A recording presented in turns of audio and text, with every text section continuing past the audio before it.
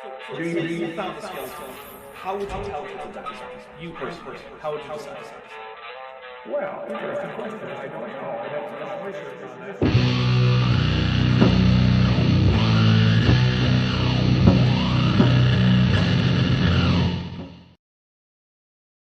Hey everybody, welcome to Kent with Bent 100, the 100th episode special. I have, among others, there's a baby. So let's introduce the baby first. Okay, guys, this is Hannah. She's Hannah. my sweet 4-month-old baby. And she'll be joining us. Appropriately, we're drinking a bottle. My primary role is Hannah's mom, right, and her grown up. But I'm Maddie. Sometimes on the internet, I'm science side up. I haven't made a lot of content on that in half a minute because I have this baby. But we're excited to be here. All right, and then we'll go left to right, top to bottom. So next up we have Bent, who I'm sure most of you are familiar with. His name's on the show. Hey, I'm Bent, and I made you guys a promise, and I'm going to deliver right now. Uh-oh. Guys, what? This is going to be good, I bet. Yeah, we got a tutu. Pink tutu. Bet. World Hey, we back. Nice. Expert twirling there, Ben. I'm going to deliver. And there it is going around the neck so that people can I still said see I would twirl for you, and I did. All right. Next up, we got Chesh. Oh, hi. What up? It's me, your boy. I'm here. I'm back. Again. Yes, you were What here up? just recently. I was here just recently. You were over on my channel just recently. You're going to be over on my channel tomorrow. Yeah, it's going to be a whole big thing. Yeah. We're all partying together the last couple of little bits. Yeah. Ugh, I'm stuck. I have a new blanket, Nice. and I'm kind of cold, and I brought rum and Coke. I also brought rum and Coke. After I just said I don't like drinking Coke and rum, unless this is ginger ale with a lot of rum in it. I mean, didn't you mix it? Nope, Oh. I did not. Well, good luck. It was And delivered to me. he's currently off camera, but Landon Knoll is somewhere around. Sneaking around. Good morning, good afternoon, good evening, depending on your time zone and latitude, from your astronomer guide to our favorite universe. And I'm here in front of the fire, just getting the fire started. I'm a little bit late. But again, congratulations on 100. Thank you. I am amazed you have brain cells left, given 100 exposures No. to a person. And of course, I have to also congratulate both my favorite Dinosaur and of course the gentleman whose length to our chief protagonist is greater than 1 because he has no relation. That's another way to describe it, yeah. All right, well, guys, if this is somehow your first episode of Kent with Ben, if you stumbled onto the 100th episode special as your first introduction to the show, what we do is we take some deep dives into, like, the back catalog of Kent Hovind's creationist nonsense. Now, we don't go into his historical or legal conspiracy theories, so if you wanted someone else to take a look at, like, Kent Hovind's sovereign citizen tax beliefs, that's out there, but it's not this channel. You want someone to take a look at, his various legal problems. Very occasionally we touch on it, but we're not doing deep dives. That's also elsewhere. However, if you want someone to go in painstaking detail through his college courses that he pretends to have offered, yeah, that's what we're doing. Yeah.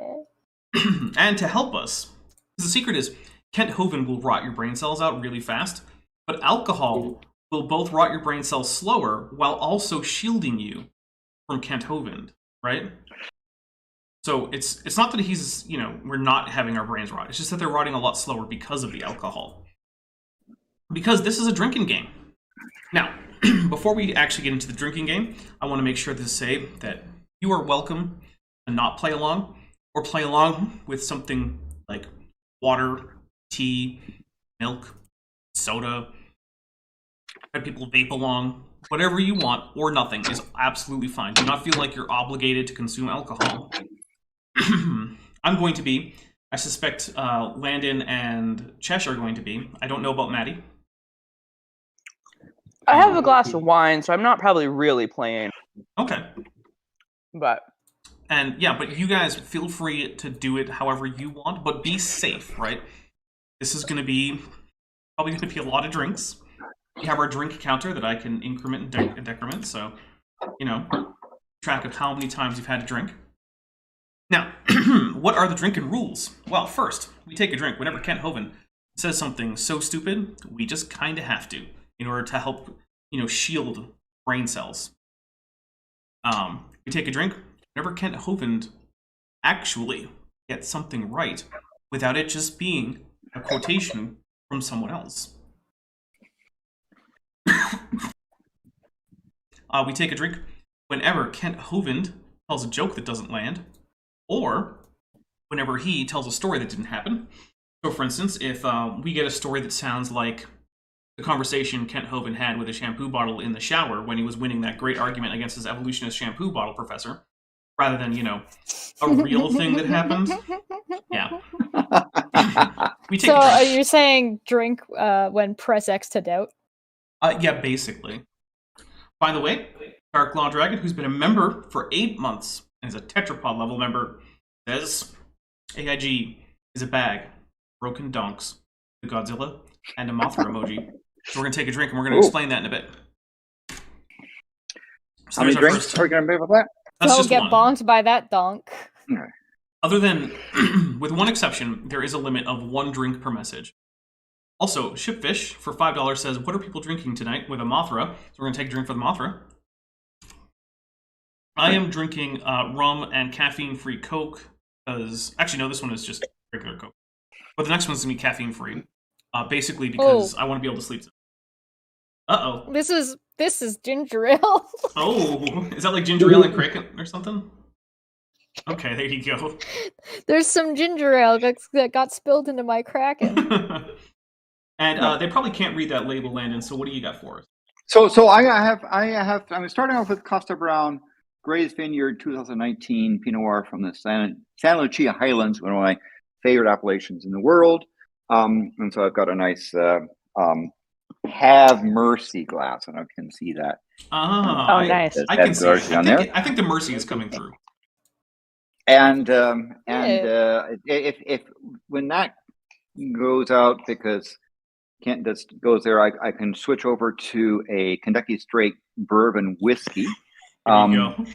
Nürnberger's. It's actually a really nice one. And then if I need stronger stuff, I'll move towards Doors Blended Scotch whiskey. Landon always comes with a bar ready. And then if it really goes Oh goodness. south, I have Grappa, Okay. which is from Swiss. Actually, a Swiss Grappa made in the Italian style. All right. Amazing. I just have a lovely California Chardonnay. Okay. Excellent. Those are fun. But what do you got? Is it an oaky I have, Chardonnay? Is it a tea. crisp one? What kind of? What would you It's describe it? it's not like it's a little more oaky. It's a nice like wine for winter. It's kind of robust. Okay. Yes. And it's in which winery? What's wine? What's Let's see. This is Duckhorn. okay? Yes, that's a good winery. And what year? I'm not sure. The bottle's in the other room, but I think it's like a 2019. By the way, Okay. for 90 Argentinian pesos, Tiktaalik has said, this is the 100th episode. I got some screwdrivers. Nice. Ooh. I mean, I like screwdrivers. I haven't had one in a while. Yeah, me either. And I have an iced tea from the great state of Arizona, 2023, There you go. Nice. and then another one in a mug. And iced tea is a perfectly acceptable drink. Yes. Yeah. It's delicious. That's my way. I played this game for 9 months on water. Yeah. Yeah, you did. I did. It's called hard mode because the alcohol isn't there to help. It was my first hint that something was up because I was like, there's no way Maddie would normally do this without booze. Come on. Right. We're doing Matt Powell. We're doing Matt Powell. It's so painful. All right, guys. So there's also a couple of ways that we've already had demonstrated that you can have the audience participate in getting us to drink. The first one is that if you super chat anything to the effect that AIG is a bag of dicks, or if it is a milestone chat, if you're a channel member, we'll take a drink for that. Also, take a drink if you send any super chat that contains one of the kaiju emojis, which, by the way, we have a new emoji today. I thought we had two, Nice. but we actually have an entire emoji, which is a bag of eggplants, and if you look very closely, you'll actually see that the bag is labeled AIG. So you are allowed to send that in lieu of trying to come up with something clever if you're a channel member. Nice. Yep. Now, you should mention that if you Nice. if you try to say AIG is a bag of dicks in a super chat, the censors will consider it naughty. So you have to come up with a way around that, and that's part of the fun of those super chats. Yes. It's come with an inventive thing of saying AIG is a superset of the sets of appendages that people use sometimes to be Richards. Here you go. That's pretty Nice. So there is also so that covers AIG is a sack of phallic fallacies. that works too. So there is also if someone gifts memberships, because that is a thing that or not memberships. Membership. Sorry, that's I get confused between Twitch subscriptions. He's already and YouTube been memberships. drinking. Yeah, He's I'm still already drunk too. from last time. You know, it took me more than a day to recover from last time.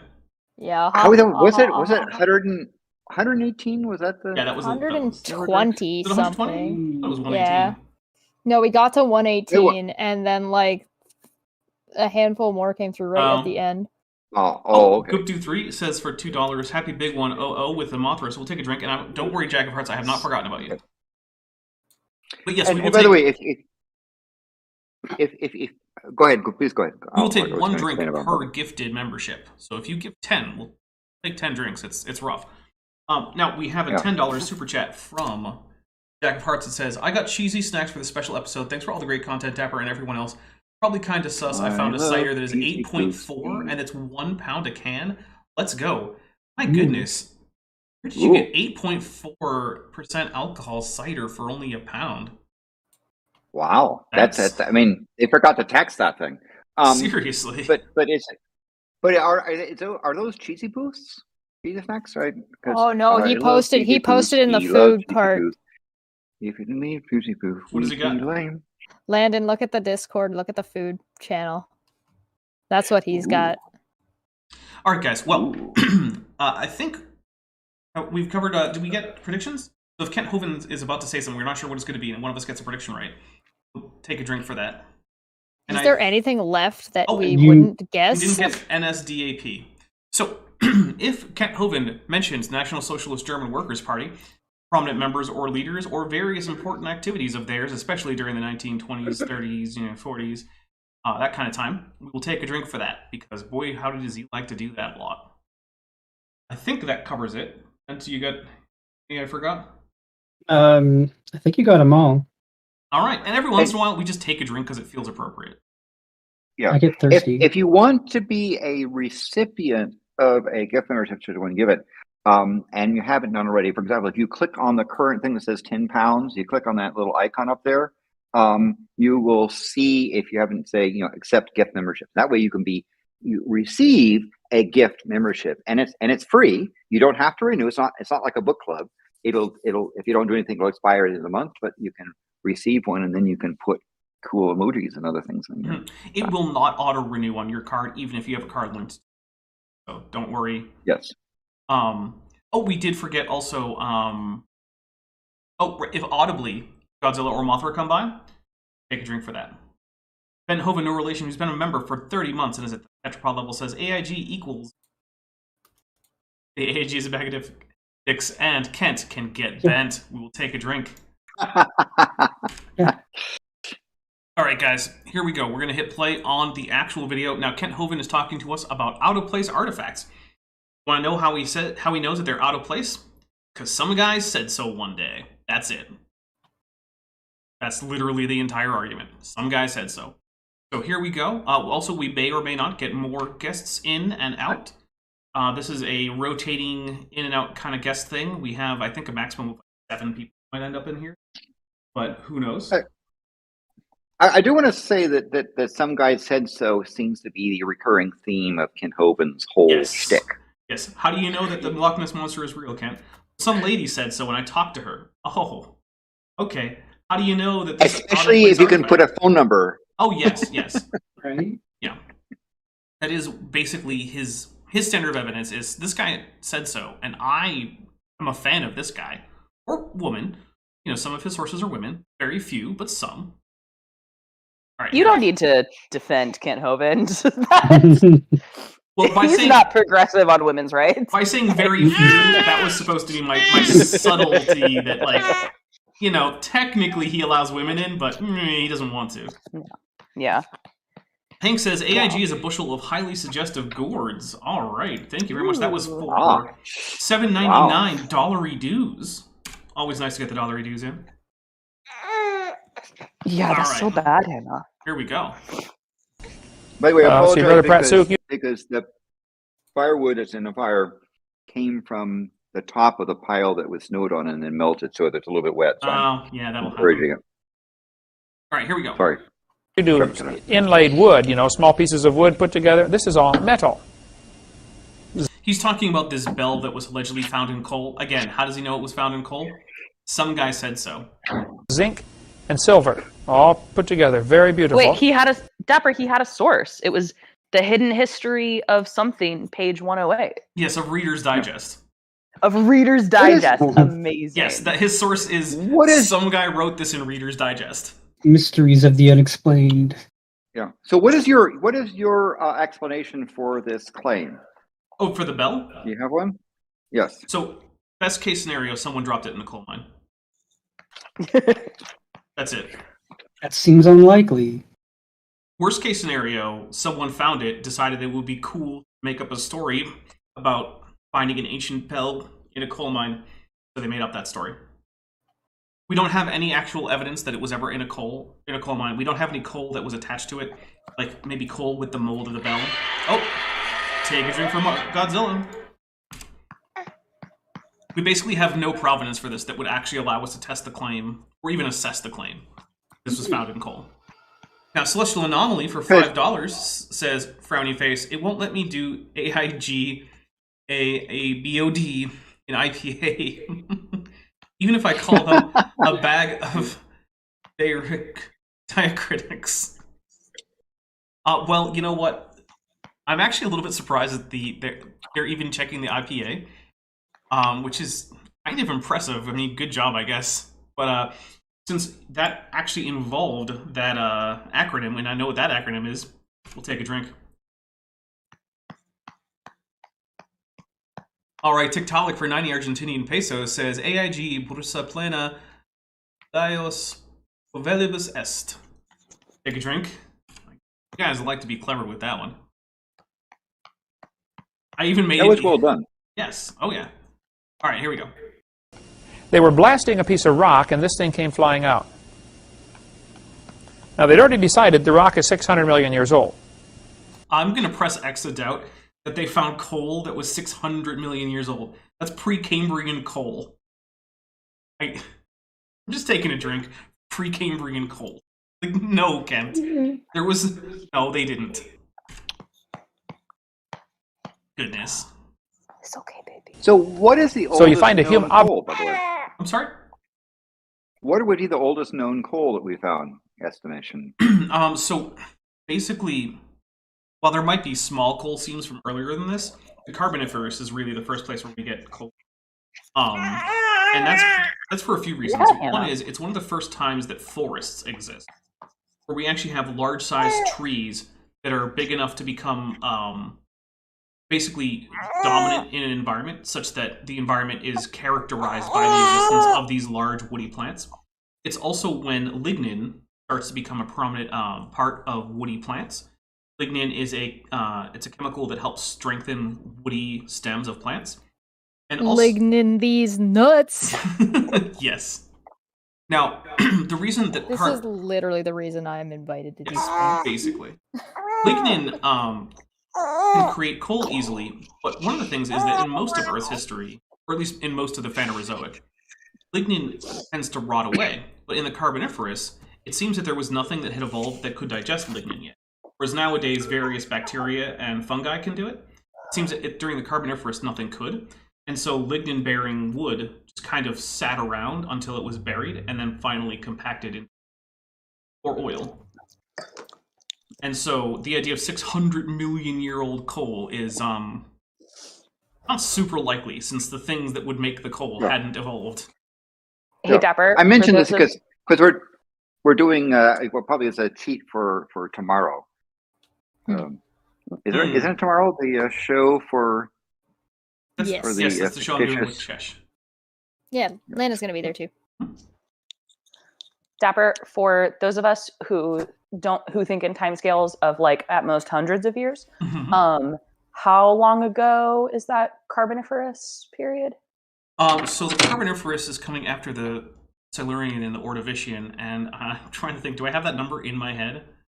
Please, Googled it. It's about 300 million years. There you go. please Is when it tell us ended. in the number of lives of like a deer would have, because America. Okay, hey, more important though, I'm not gonna lie, like, not to give Kent props, but he is in the right order of magnitude. That's true. For young Earth creationist standards, he is just right, because we give them a free order of magnitude. We give them a free order of magnitude. And he didn't say 6 Oh, billion. I Yeah. could So- have so made we should drink for that, 700 shouldn't we? billion I guess thousand technically. burgers. Yeah. All right, here we Hannah, go. what are you By the way, doing? the Americans, it's football field. That's the American unit we have. Is football Well, fields. see, Everything I've is heard catered in conflicting football fields. things. There was one time I saw a report about a pothole that could fit 3 washing machines. Okay, that's true, but that My might be first that may be question more. was, what kind of washing machine? If it can fit But 3 that- washing machines, surely it can fit like a Ford F-150, and that's a more tactile size for me. Because those holes are probably more apt for places like Pittsburgh, right? Where potholes are a way of life. But yes, it's, and by the way, football fields. It's not the soccer fields. It's not the Canadian football field, which is longer than the American field. It's the American football field, because apparently that's the only units we understand. But ironically, America. it's one of the few times when you're actually using the metric system. Or no, it's 100 yards on 100 meters. So F, yards, never mind. yeah. Yeah. Oh well. Anyway, It's, American football is the dumb. closest to the metric system. Right. Goop23 says, building on what Maddie said, Lignin D's AIG. I think that was Chesh, but yes. I'm so glad somebody picked up on that. I was really hoping somebody would grab that and make it about AIG, and I'm really happy it happened. I don't even care that they thought it was Maddie and not me. By the way, in case anyone is watching and is somewhat confused about why AIG is getting all this extra hate on a show not about them, it's because for months they were copyright claiming like everything that had even an ounce of their footage, including footage where they were using footage under fair use in their own video that they then claimed. So Yeah. Fair use for me, but not for thee. basically. But even if they didn't, AIG is also best described Oh as yeah. a set of eggplant emojis. Oh yeah. They just get extra hate. Look, we had a former AIG employee on the show once, and basically he said that like Ken Ham is like every nightmare boss from every reality TV show that you've ever seen. He's the worst boss. Ugh. People would like avoid him like the plague, because if he was ever in your presence while you were doing your job, you were about to get yelled at for something. Sounds great. Yeah. Anyway, here's a bit more Ken. I have the next one done, like we're gonna get through much of this with 4 more guests. Piece of human artifact.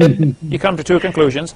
Either aliens came here 600 million years ago Okay, that's one. and left it behind, That seems more or likely, humans were here 600 million years ago. They don't seem to realize the Or I feel like we're really sleeping on the timeline he's got in the background.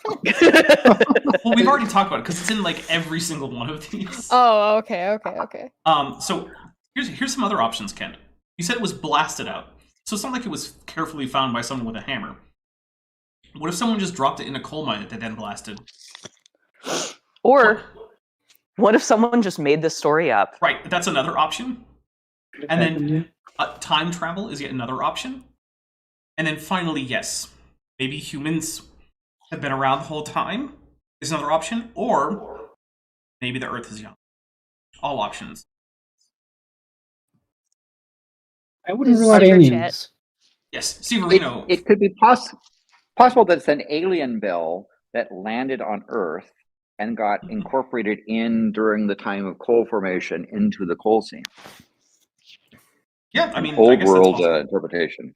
Well, he did say aliens. It's possible that it was on the surface and quantum tunneled into. Ooh, there you go. I like Does that. Ooh. God count as an alien? Ooh. Well, he's not from Earth. Ooh. God does, but True. Jesus doesn't. In Oh, the there you go. Stargate universe, absolutely. Oh, okay. Well, no. Geez, the zombie came to Earth for a period of time and then left. But he was Right. born It was- here, it- so that makes him a native, right? He was born that way. I understand, but but God had sex with Mary no, that's against not the her idea. will. Also, not the idea. So in some cases, it depends on some of the interpretations. Some of the interpretations are it was immaculate conception, therefore no sex whatsoever, which Also I think is the no. more popularized one. Nope, we're getting That's- everyone's it's getting everything immaculate wrong. Everyone's getting it wrong. No, Everyone's All getting it right. wrong. Immaculate Alright. conception has We to got do with two. Mary We got two being Christians in conceived without here. sin. Let's We- let the Christians tell us what it was. It was about Mary, not about Jesus. Yes, Mary is the one, according to the Catholic Church, who was immaculately conceived. But she was Wait, also what did I conceived- say? You said it was Who did Jesus. I say? Talking about Jesus. Oh no, yeah, fuck off. So the Immaculate Conception is the alleged. Jesus didn't get pregnant. No, he didn't. The alleged Immaculate Conception. How do you is know? Is the conception of Mary by her parents, who had sex to create this, conception, but she was preserved by God from the stain of original sin. That's the whole point. That was, Mhm. Wait, Mary was preserved from original sin? according to the Roman Catholic Church, yes, in order to make her a fit vessel Oh. for the Son of God. I'm not Catholic. That's why. There you go. And that was Yeah. that was declared as being wasn't there a pope that declared that to be formal Yes, doctrine? that was declared as a dogma of the Catholic Church in the 20th, or maybe it was the 19th century. Isn't there also I think one in 19th where century. the angel was the one who Well, made Mary pregnant Then and we get to made the Mary virgin pregnant? birth, in which Yeah. an angel announces to Mary, and this is according to standard Christian, not just Catholic doctrine, that she's Yeah. been chosen to be the mother of the Son of God, to which she then consents, and then without anyone having sex with her, she becomes pregnant and gives birth to. So it is, Right. according. Like- Mormons might disagree, But like Anakin Yeah. Skywalker and his mom. right? Yes, and that's and it is one of those things where you have to decide whether Mary was just became pregnant by spontaneous thingies or the Holy Spirit or God. There's a whole bunch of doctrines on it. Thingies. Yes. By the way, I we like have it. That's the, sperm sounds like the- technical term. a couple Yeah, super that- chats. Sounds So like the premise of a horror movie. Steve Areno for $5 says, I have 2 words for you, Chesh. Bag milk. Don't throw stones in glass houses. With the Mothra I emoji. Take a drink. I like my bagged milk. I think- Let's see. Milk bags are actually rational. It's Right. also It- not everywhere in Canada. It's mostly just Southern Ontario. Now we have a But 20. I've seen they're in BC as well. We have a I 26 super chat from the Fearmonger, and now this appears to be in Swedish, which is a language I don't know or know how to read at all. So It's okay, Chester. luck. Sorry, somebody just set off fireworks and Aw, the dog poor is in a Chester. panic. You can't lay on the baby. No. Can you translate it to Klingon and speak it in Klingon instead? I don't know how that Use would Google improve Translate. it. Google Translate from Swedish to Klingon. Hmm. Yes. That sounds like it would be a Give it a try. disaster. But it is something like AIG are en Ussa Fulmed Manslamar, which I know enough about Germanic roots and how those work out to know that that's going to be AIG is a bag of dicks. I knew that from context. Well, there's that too. It also ended with the AIG is a bag of dicks emoji. Blitz Winter for $50 says it's my birthday, so Ooh. first is second in rat. Sorry, the first is second in rat. The second is first in imbecile. The third is fifth in arrogant. It is a purse, soft and pliable, whose construction of oft unreliable, a peak within, behold, propagators untold. I was not sure that's where that was going, but nice. But Blitz Winters, happy birthday to you. Happy birthday to you. Happy birthday, dear Bliss Winters. Happy birthday to you. And don't forget, you have 50 Yay. hours for which there's a time zone that has the date of your birthday. True. So keep it going, even beyond this day. Jake Nelson for $10 says, "Congrats on 100. AIG is a collection of mushroom-headed yogurt slingers." Nice. I like that one. Thank you very much. All right. So now that we've gone through Christian doctrine about Christology and Mariology, let's get a little bit more Kent Hovind in. Did you update the drink counter for that last Oh one? yeah. We're at 15 so far. Okay. Obvious, hey, maybe your whole geologic column is baloney. It didn't happen, didn't exist. Oh, your face I'll is be- baloney. The whole geologic column didn't happen. What does that mean? Yeah, that's one of the things. It's a fake rock. So most creationists, especially the ones who are like credentialed in geology, will say that the geological column is real because, you know, they can just go look at the rocks and it's obviously an actual thing that exists, or at least it's a model that actually accurately describes the way that geology works. And so they'll just say, well, the geological column was actually caused by the flood, and these different eras are actually different stages of the flood. Kent Hovind, though, just seems to think that there's layers, but that they don't come in any particular orders, and that there's no like logic, rhyme, or reason to any of it. He just seems to think that there's just random rock layers all over the place, which, to be fair to him, is more consistent than the geological column is real and we can explain it by the flood. The flood would actually result in a chaotic mess where the only real ordering would be roughly by density and secondarily by grain size. Yeah. So, oddly enough, Kent Hovind might actually be closer to being correct about what floods do. Yes, as opposed to the Grand Canyon, which is way too wiggly to be a flood. Obviously. Yeah. All right. That's one thing I've learned on your thing is that Grand Canyon is wiggly. Very wiggly. Mhm. By the way, Dr. Tapioca Weasel just gifted 5 Dapper Dinosaur memberships. Here we go, guys. Ooh. Drink 1, 2, 3, 4, 5. And there we go. And also for $20, Too Young to Feel This Old says, "Congrats on 100 Kent with Bents. I'm so glad I found your channel. Here's 100 more. Here's to 100 more." Oh, and then a backwards AIG is a bag of dicks. Clever. Nice. Oh. Take a drink for that. Well done. And then Al Rubel for $1.99 says, "AIG is a blimp of Melville books without the Moby." There you go. Nice. All right. And here we go, a little bit more Kenton. This, like I said, I don't know why I even bother downloading the next one, because whenever we have more than one guest, the pace slows to like a complete standstill. Right. But by the way, guys, do hit like. It helps the channel a Yeah. lot. Sorry. Trademark Canada. Tomorrow in Idaho, in Nampa, Idaho, I'm preaching in one of the suburbs. It's a suburb of Boise. Back in 1889, He said it was a They were drilling- suburb of Boise. Mhm. Isn't that a fact that he got correct? I don't know, because I don't know if that's actually true or not. And him saying it is not enough to say that it was true. Okay. Right, he can't just be quoting somebody else. He has to be right on his own. Well, also, I have to know that he's right. If he just says, like, you know, some city is near this other city, and I don't have a map, I can't tell. Might be right. Like, I'm not saying he's wrong. What city was he? Let's see. tomorrow in Idaho, in Nampa, Idaho, I'm Nampa. preaching in one of the suburbs there. It's a suburb of Boise.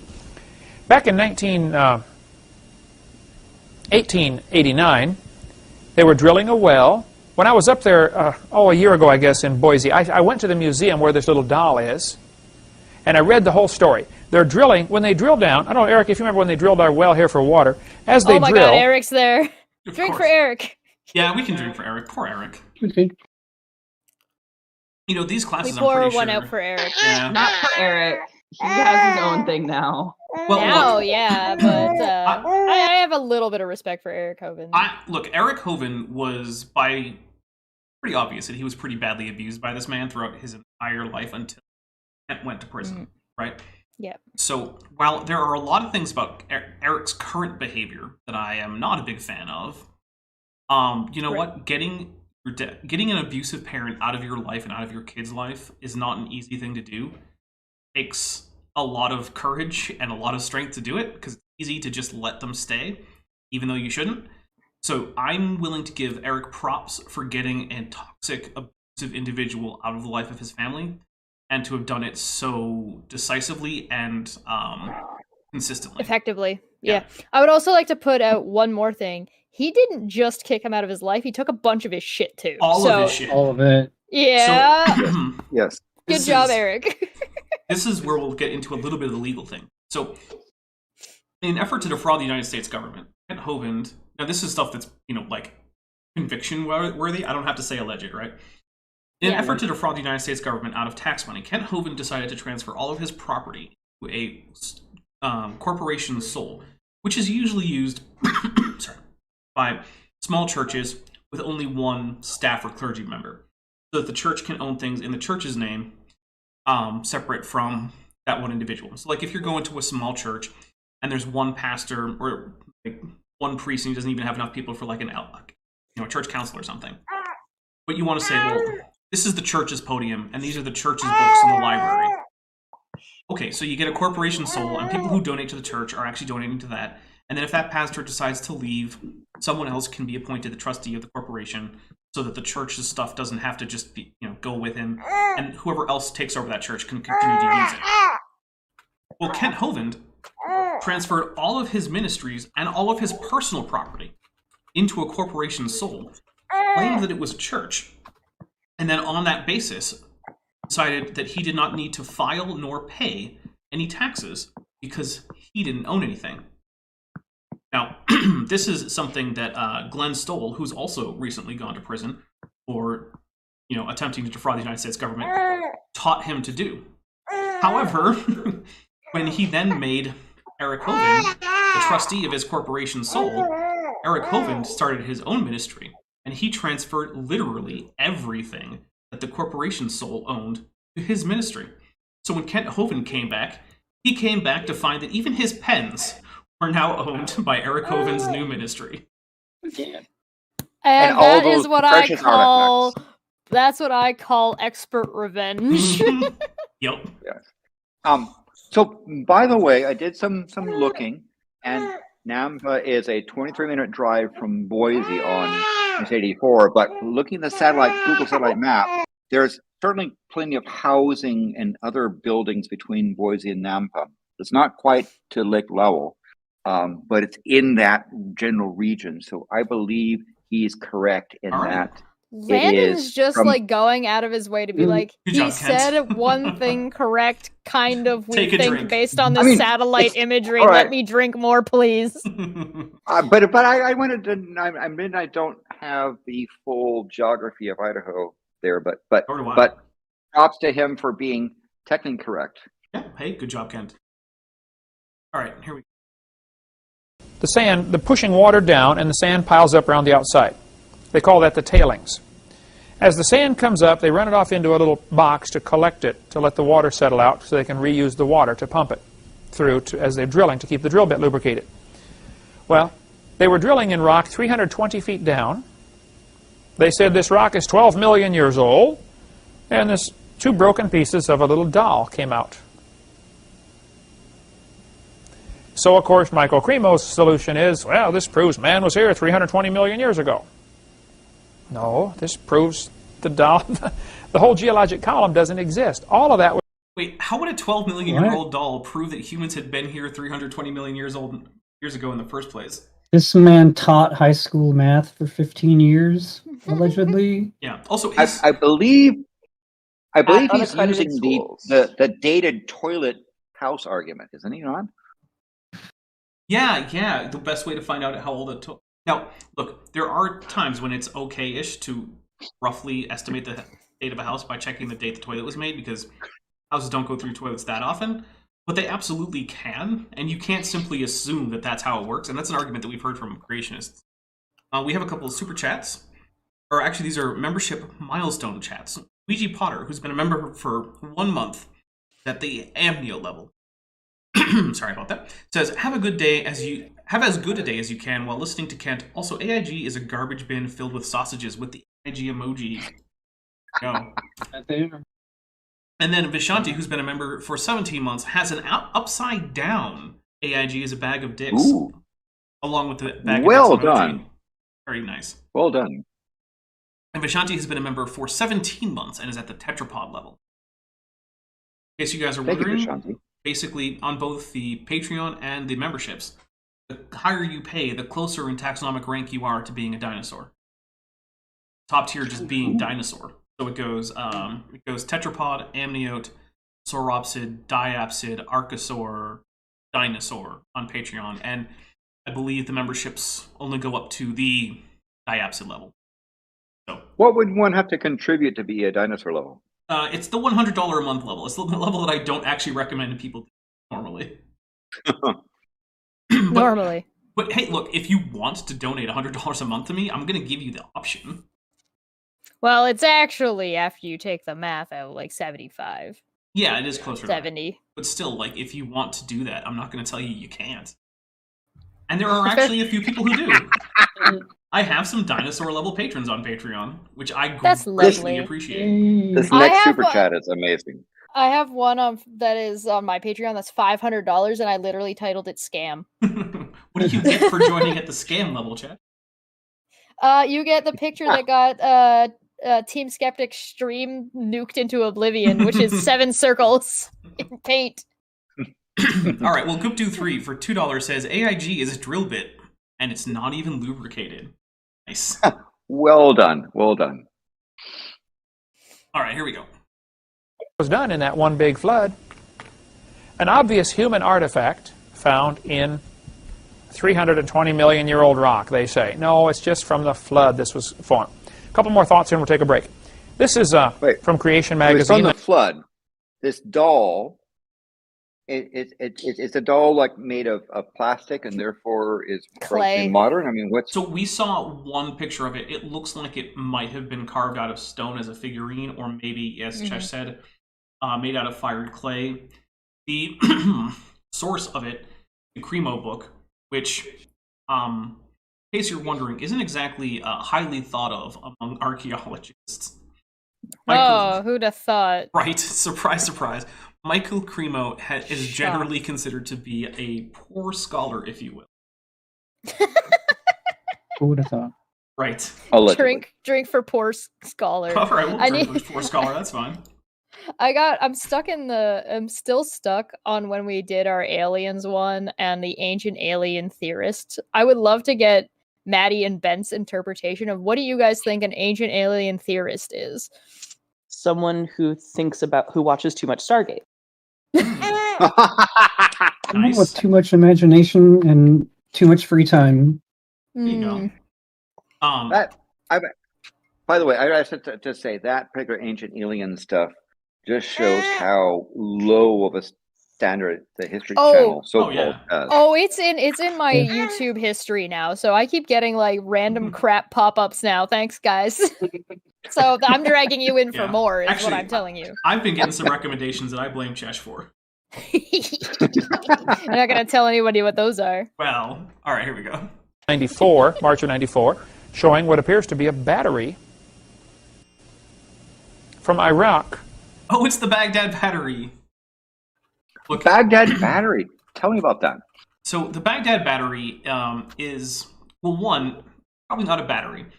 Even if it were actually being made to generate electrical charge, it would technically just be a cell. You need more than one cell in make a battery, because that's the definition. Which also technically means most of the batteries that you buy at the store are in fact just single cells, and they're not technically batteries until you put the device where it has more than one. Then it becomes a battery. But anyway, that's not very important. That's just one of those technical, I was an electrician things. So the Baghdad battery is it is actually roughly what's on this display, right? So there's a clay jar. There is two different metals in a stopper. So, yes, iron and copper. And there was also residue of wine in it. And as you know, wine tends to be acidic. So wine is said to have been the electrolytic solution. And then the two different metals were the electrode and the cathode, cause a voltage build up between them and draw from. Now, this is technically true, and there have been suggestions that it was actually used for things like electroplating, because minute just like that.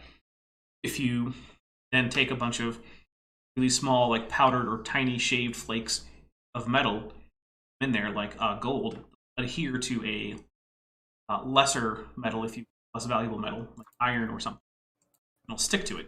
Have a gold plated whatever it is, but it's plated in like the most minuscule amount of gold. Okay, here's what it probably was though. It was probably just a jar for wine. And why do they have metals in it?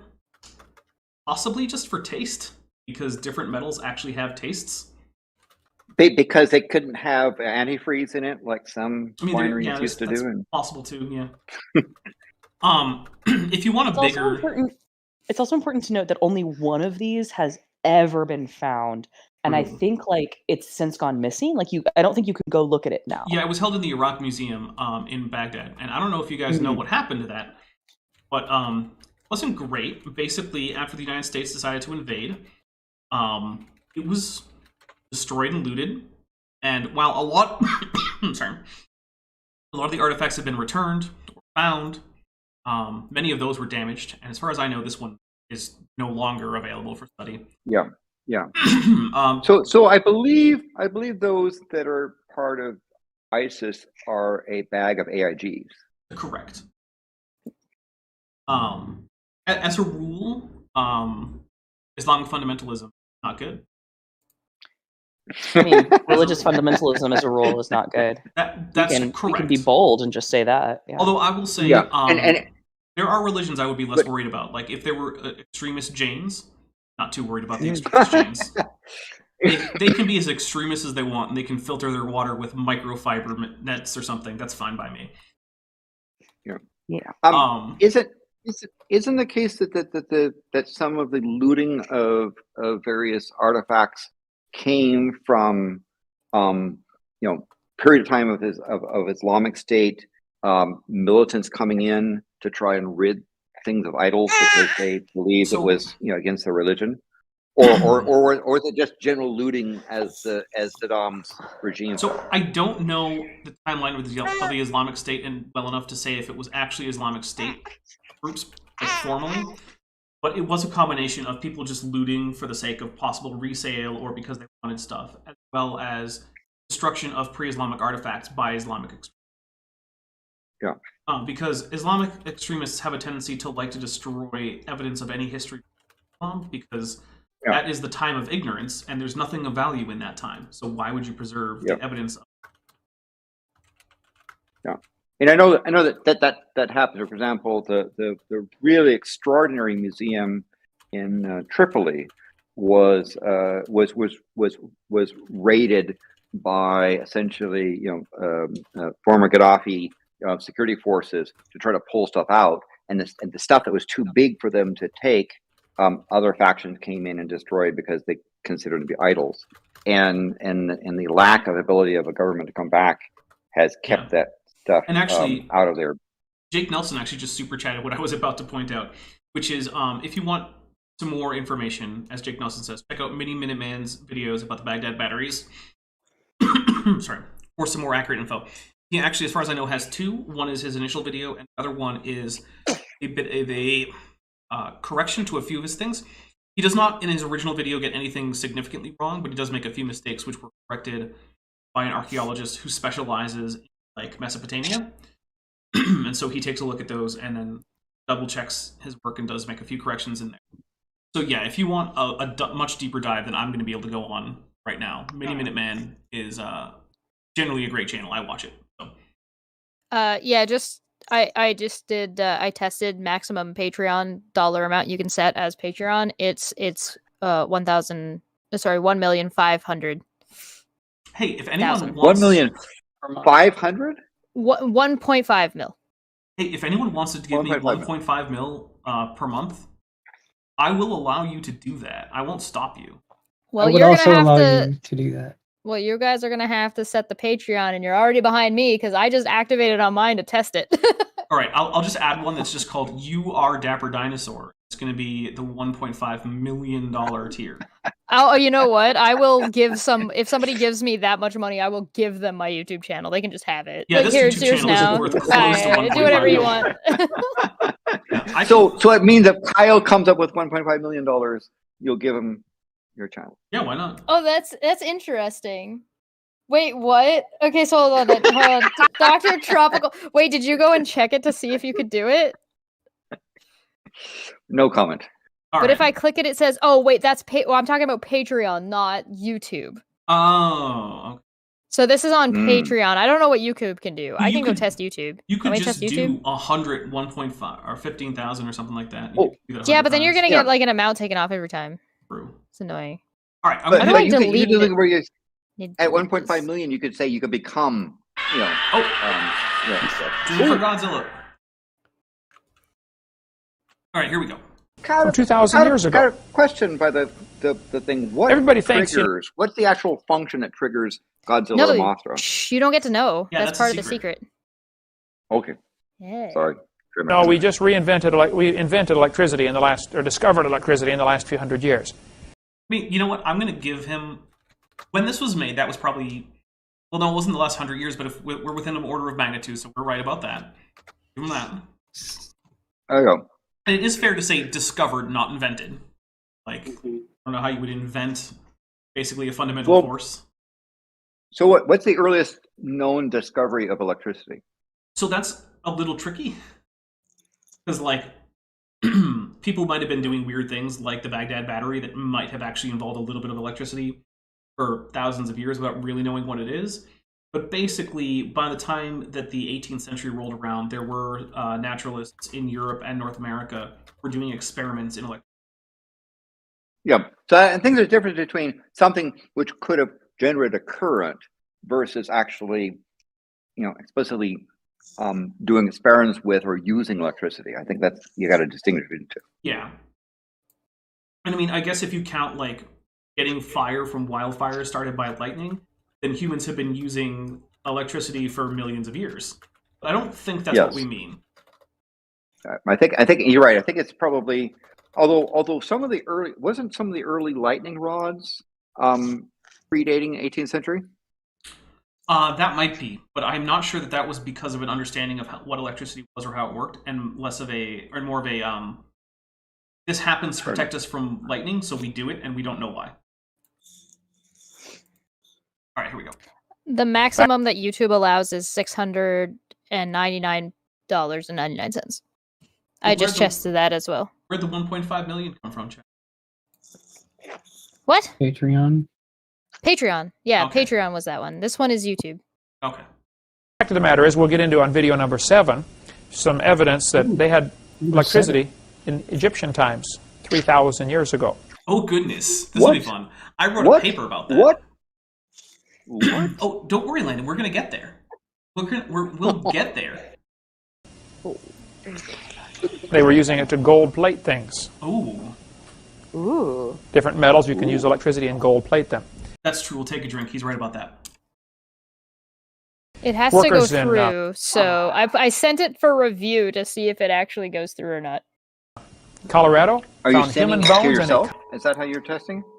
Sorry. No, I have to submit it for review to YouTube to see if YouTube like approves it. But all I added was connect with me on social media. All right, here we go. Like that's hard. Copper arrowhead inside a vein of silver. Okay, here. I'm This is- sus. Here's the Like- thing about veins of silver. They're igneous. So if you Yeah. want to claim that this is an artifact from the flood, you're going to have to claim there was someone carrying a copper iron point during a volcanic eruption, probably a subterranean volcanic eruption, I'll add, who then dropped it under the ground into silver-bearing lava. Yeah. Well, but like, Now, notice they found human bones there too. So like that when that silver vein is forming, right? The human bones aren't melted. Yeah, how would they survive that? In fact, How how would would they the survive copper that? survive that for that matter? Clearly, So- this guy was not following mine and Landon's regular rule that we give out every time we have a volcano one, which is try to swim in lava. yes. Yeah, swimming in lava is actually difficult and not recommended that you try. What if I You have can only try resistance to once. fire damage? I mean, good luck. Maybe. Well, That's isn't only half. resistance to fire damage. Won't resistance not help you if you're constantly being fired upon, right? Well, it'll help me a if you're bit. in, I don't know if fire damage. I don't know if lava does fire damage. To be fair, What does In it D&D do? it does. Yeah, see? Hmm, I bet it does in Pathfinder too. so Probably. No. so Yeah, it does Wouldn't fire damage resistance because to if fire you're damage- a monk who can run on Okay. water, right, you can run across lava, but you'd still take damage Yep. if There you, you go. you still take specifically fire Monks damage. also get resistance, and hold on, let me double check because it's like a big thing that you have to burn a bunch of key points for. But its Yeah. resistance is still only half damage, which I don't think is going to save you from the lava. While you check the Yeah. damage rate for lava, see what Landon has to say. and so wouldn't I mean this is a correct question for Dini because this is important. And this is you're trying to learn something with this Kent Hovind thing. Are we? Isn't the case where you'd basically you'd be able to have to roll against resistance, and if you got like a 1, you'd be toast? Isn't Well, that so sort of that would the be odds? if there was a saving throw applied. Usually if you just step into a persistent area of damaging effect, you don't get to take a saving throw because you're just going into a pervasive, long-lasting area. Saving throws are usually only for occasional or instantaneous effects where they happen in the blink of an eye and you either dodged or didn't or whatever. Alright, here we go.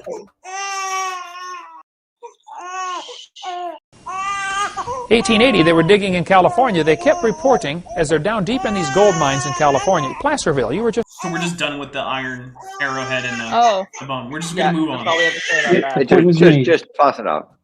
there. Which was no point. Okay, in Placerville, they were digging in these gold mines, and they found all sorts of human artifacts. Arrowheads, spear points, mortar and pestle like you grind up corn with, you know, Yeah, I got one of those. or something like that. But they're digging for gold, under layers of lava that everybody said was somewhere between 9 and 55 million years old. Okay, Kent, so what the heck is your explanation for this? How did this stuff get under lava? Stuff that's not going to survive the lava. Is this a I- flood thing? That's the thing. Can I don't I- know. I guess. can we maybe talk about how this is a little bit of a problem that young Earth creationists face, and it's the same problem that flat Earthers face, that they don't actually present shit. Their whole job is to just poke holes in other people's stuff. Yeah, they don't have Like their own you haven't model. actually presented Well anything. said. Yep. Well said. I like that. All right. Well, if you're underneath a layer of lava, digging a shaft back into the mountain, and you're finding human artifacts, what are you going to say? I found human artifacts, I guess. But then I would call in archaeologists who would come and survey the area and actually give like a site name. They would actually, coordinate with the local. Did or he say digging national into government. lava? Because I feel like that's not happening. Well, Yes. I'm going to go ahead and say that what he means is digging into igneous rock that formed as lava. Yeah, but we're talking about a man who goes out of his way to take the Bible literally, so I feel like we should take him literally. True. I mean, yeah, you probably shouldn't dig under lava Excellent. either. Mm. Yeah, I mean, I don't recommend it for that. I've dug in lava, but I've never dug under lava. Go fishing and find Daedra. And yes, I have actually dug in lava. I used a tire iron to grab bits of lava and stick it into a bucket. That's cool. It's- I've been called a bag of dicks in the chat. Oh no! Which is interesting because it's by a Church of God, and Oops. where's all the Christian love and charity and concern for my soul? Even though you don't actually know whether or not I'm a Christian. I'm burning the F-bomb, Dapper. Fuck you. All That's why. right, that's all we get now. We're done with F-bombs. It's always me. I'm always the one who burns the F-bomb. No. There was one time that I came on this channel and I wasn't the one who burned the F-bomb. It was like it the wasn't last me. time, and it was me. No, it wasn't last time. It was definitely me last time. No, because I told someone to go F off and die last time. So, That's so I'm who not. you did. I'm not sure that you can do a nuclear device with fluorine, although technically fusing fluorine does release energy, but not very efficiently. So yes, I think you can have an F being fluorine, right? You can have an. Oh, I think of course. you could have a runaway fusion of fluorine bomb. So that'd be an F bomb. Wow, what did I miss? I had to go. I went and laid the baby down. A Okay, fluorine we were bomb, talking about apparently. F bombs, and Yeah. I was interpreting it as okay. How can you take fluorine and cause fluorine to fuse? It would produce a net energy. So you could, if you had enough It fluorine. would. Yeah, in a it would. That'd star. just be. Like the lamest Like- fission bomb ever. I would put it in a star. That's how I would get it to fuse. I mean, Yeah, you'd need a dense star. I Well, the was other thing just to do- I telling would- Dapper to F off. Oh, okay. I would use use the Swedish version of two atom bomb detonations to then squeeze inside have the X-ray shockwaves, squeeze fluorine to have it fuse. I think you could Okay. do that, but I'll have to do the calculations. All right, well, guys, Yeah. we're I'm gonna, just we're gonna contemplating take our F-bomb. quick intermission so people can refill drinks, get a stretch, use the bathroom, whatever they need to do. So Gotta pee bum bum bum. we will be gotta back pee. in just a couple minutes. Please stick with us, and I will see you on the other side after some wonderful musical stylings from Kent Hovind. Yeah. Yeah.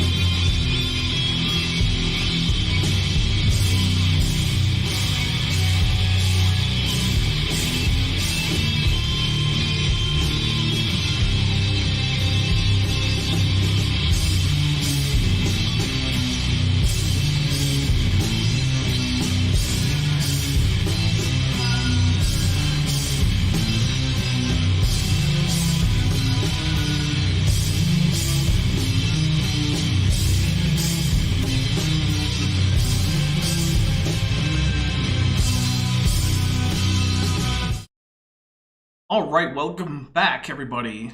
So we are back with Kent with Ben after this, and I am unmuting the rest of everybody here because that's how I do these things. I wait until everyone's done talking before I can mute them.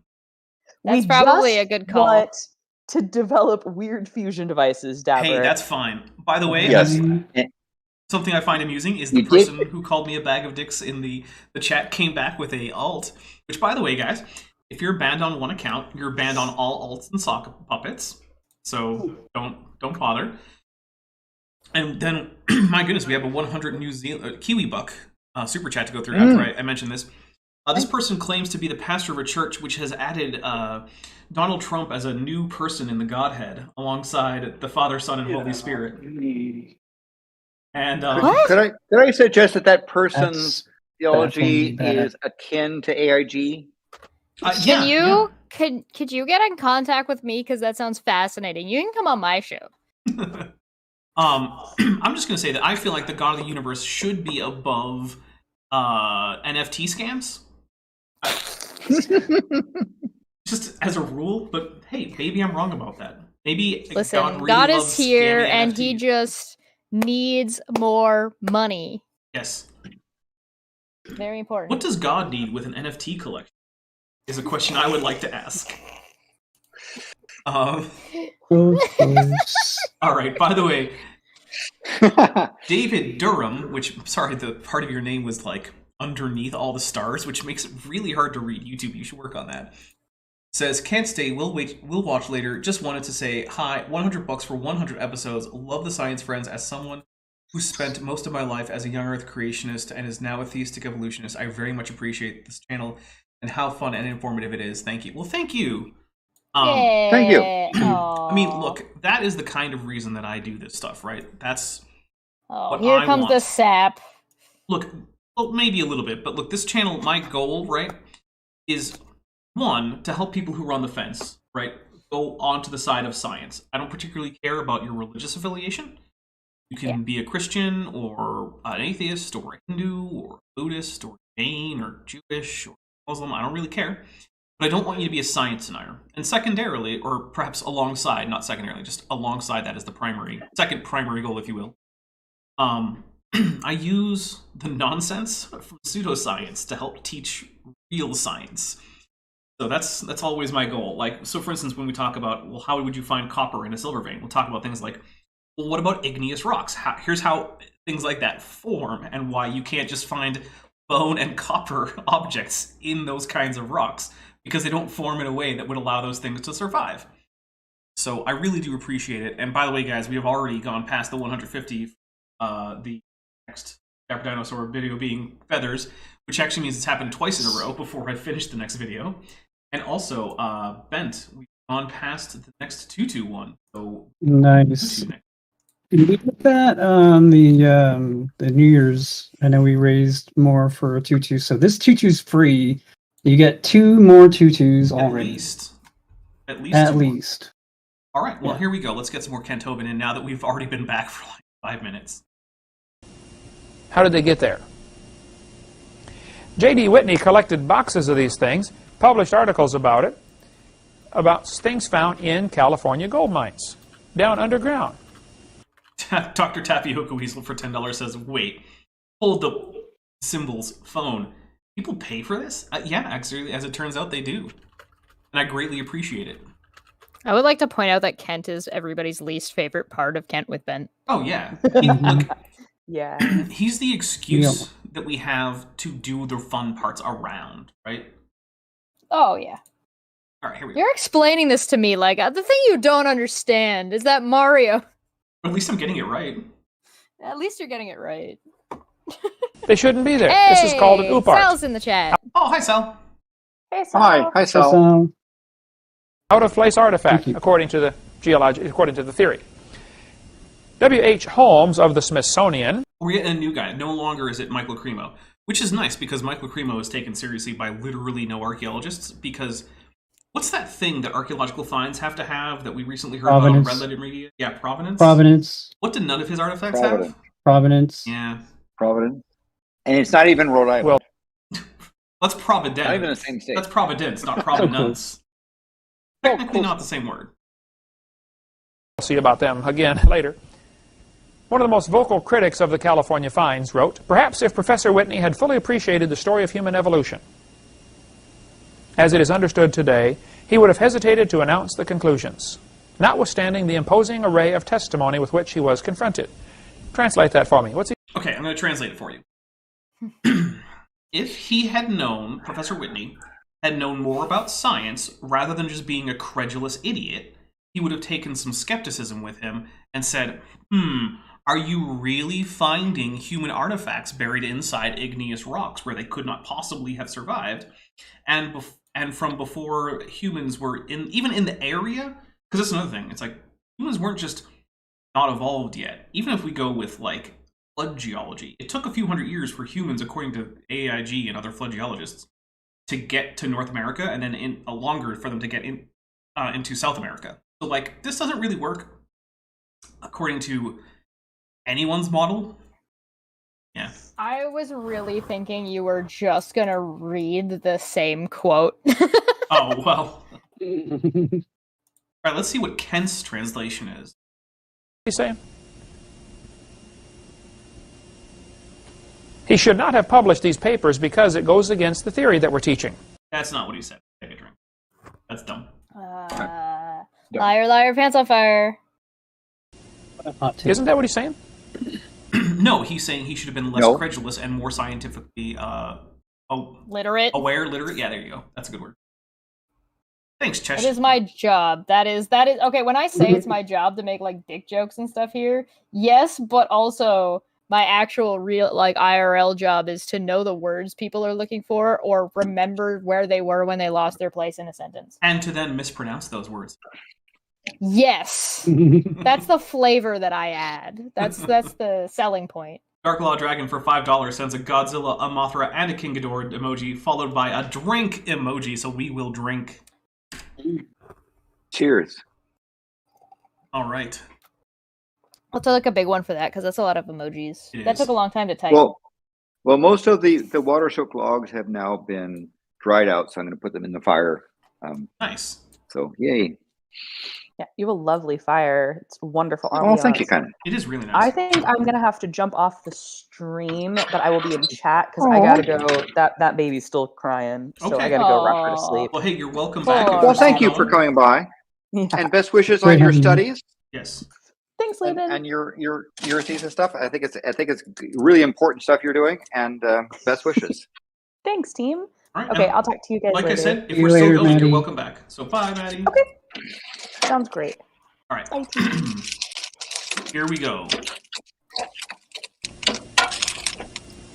If you find something that goes against our theory of evolution, well, don't tell anybody about it.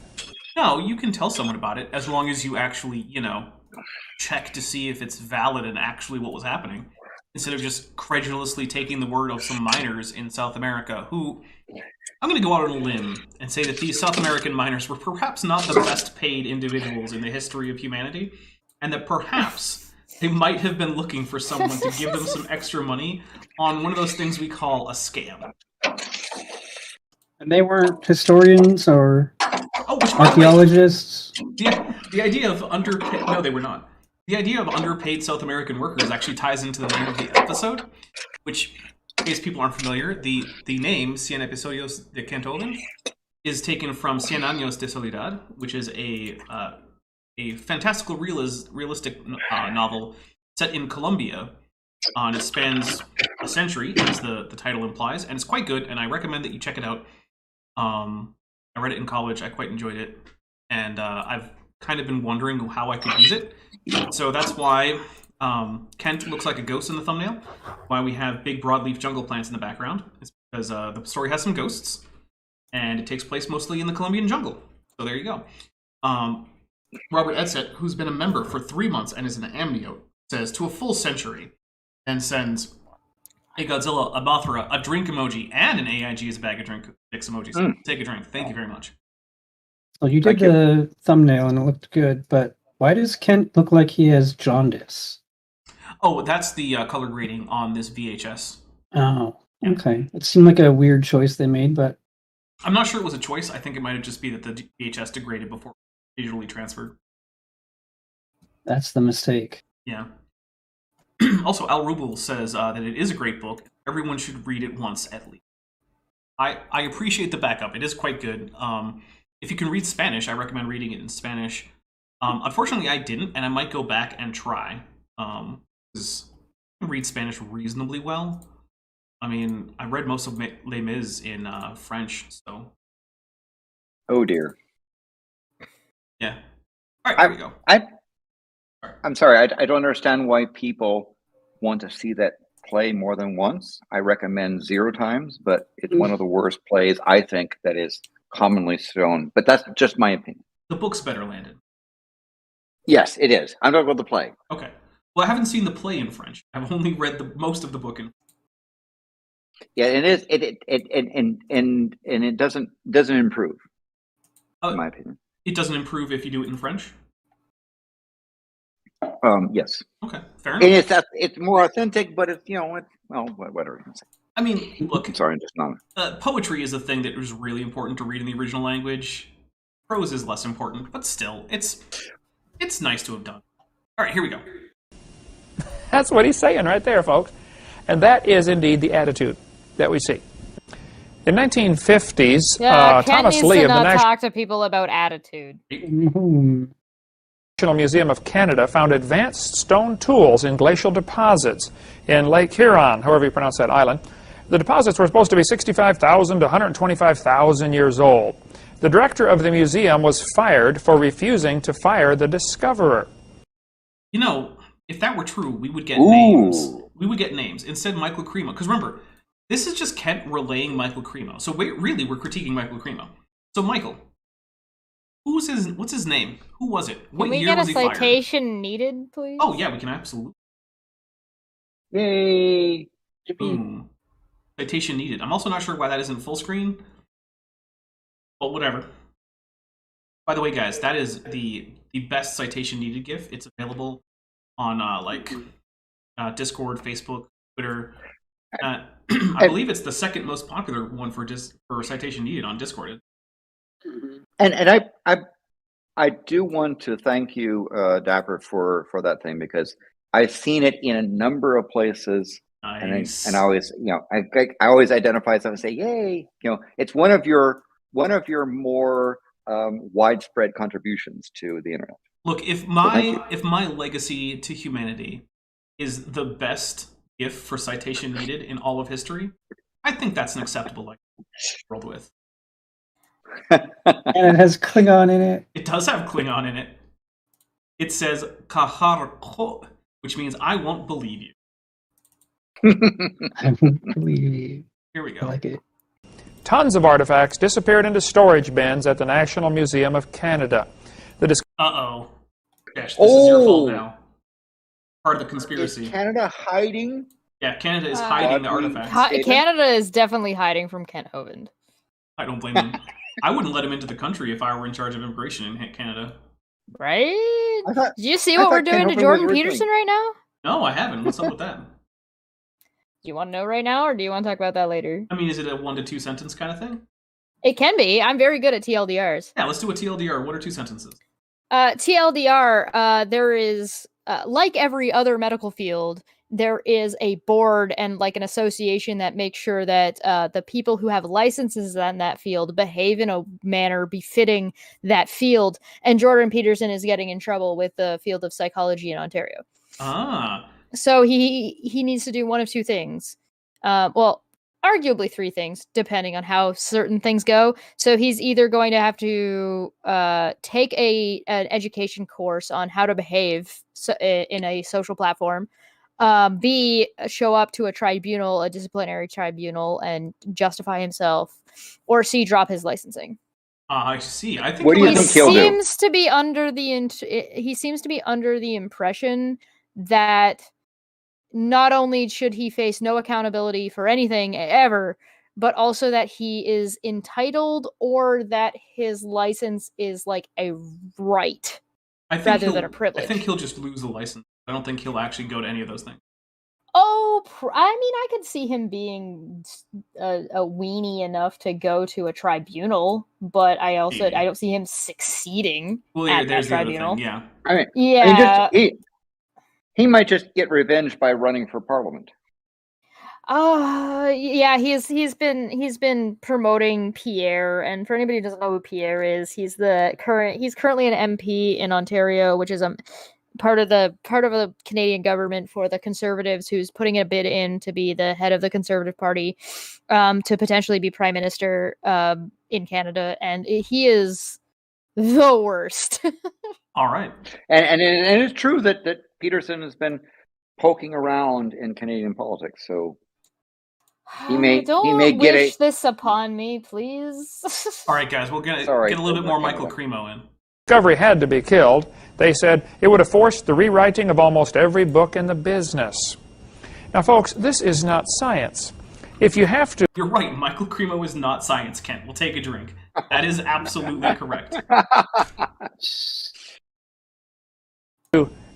throw out any evidence that doesn't fit your theory, you have a religion. But what hasn't happened is that you've given evidence of people throwing out evidence that didn't fit the theory. What you've done is fail to show that such evidence exists. Because Michael Cremo said it is an evidence. There's something about this argument, though, right? Is that if you have this, therefore you have a religion. And the way it's framed, and the way this position in this argument is framed, is thank you. Yeah, Pierre is already the PC party leader. Thank you. Thank you for the correction. In this phrasing, he's framing it as if being a religion is already a bad thing. To be like, well, you're just as bad as we are. It's just like, why are you already framing your own position as bad? Yeah, because if there's one group that's notorious for throwing out evidence that doesn't fit their ideas, pseudoscience, young Earth creationism, premier among them. In fact, it's hard to think of any group other than flat earthers who is more ready to toss out literally anything that they don't find convenient. All right, here we go. Not a scientific theory. Evolution is a religious idea, and when you find advanced stone tool artifacts underneath... Yeah, that's wrong. But it's not dumb enough, because he says it all the time. It's background noise. Glacial deposits that you think are so many thousand years old, well then, maybe you ought to relook at the whole picture. Lots of things are found.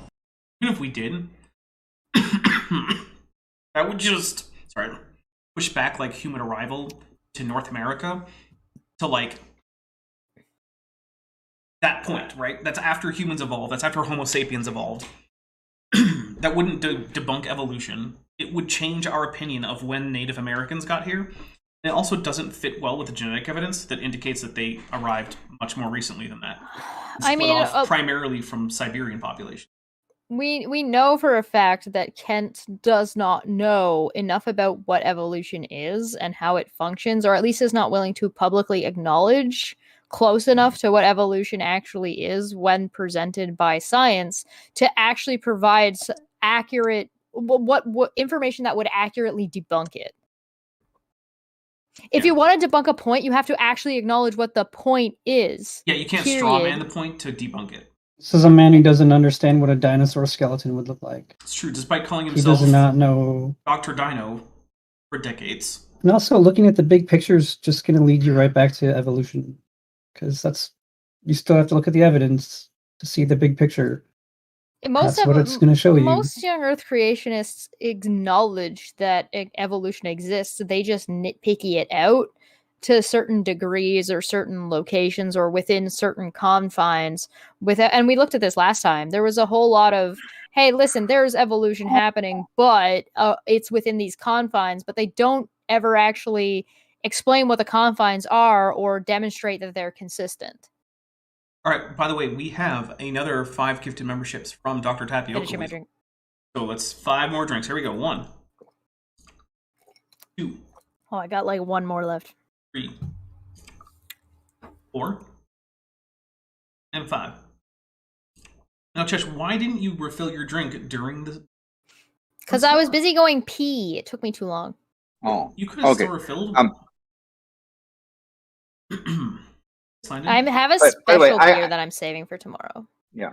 I switched from wine to Kentucky bourbon. Now I have milk with amarula, which is a nut made from a nut in Africa that falls to the ground and ferments that elephants like to use. Elephants actually will shake amarula trees to cause the nuts to fall on the ground, but they don't eat them. They wait until they ferment, and then they pick them up and chew on them and spit them out. Elephants are making their own beer.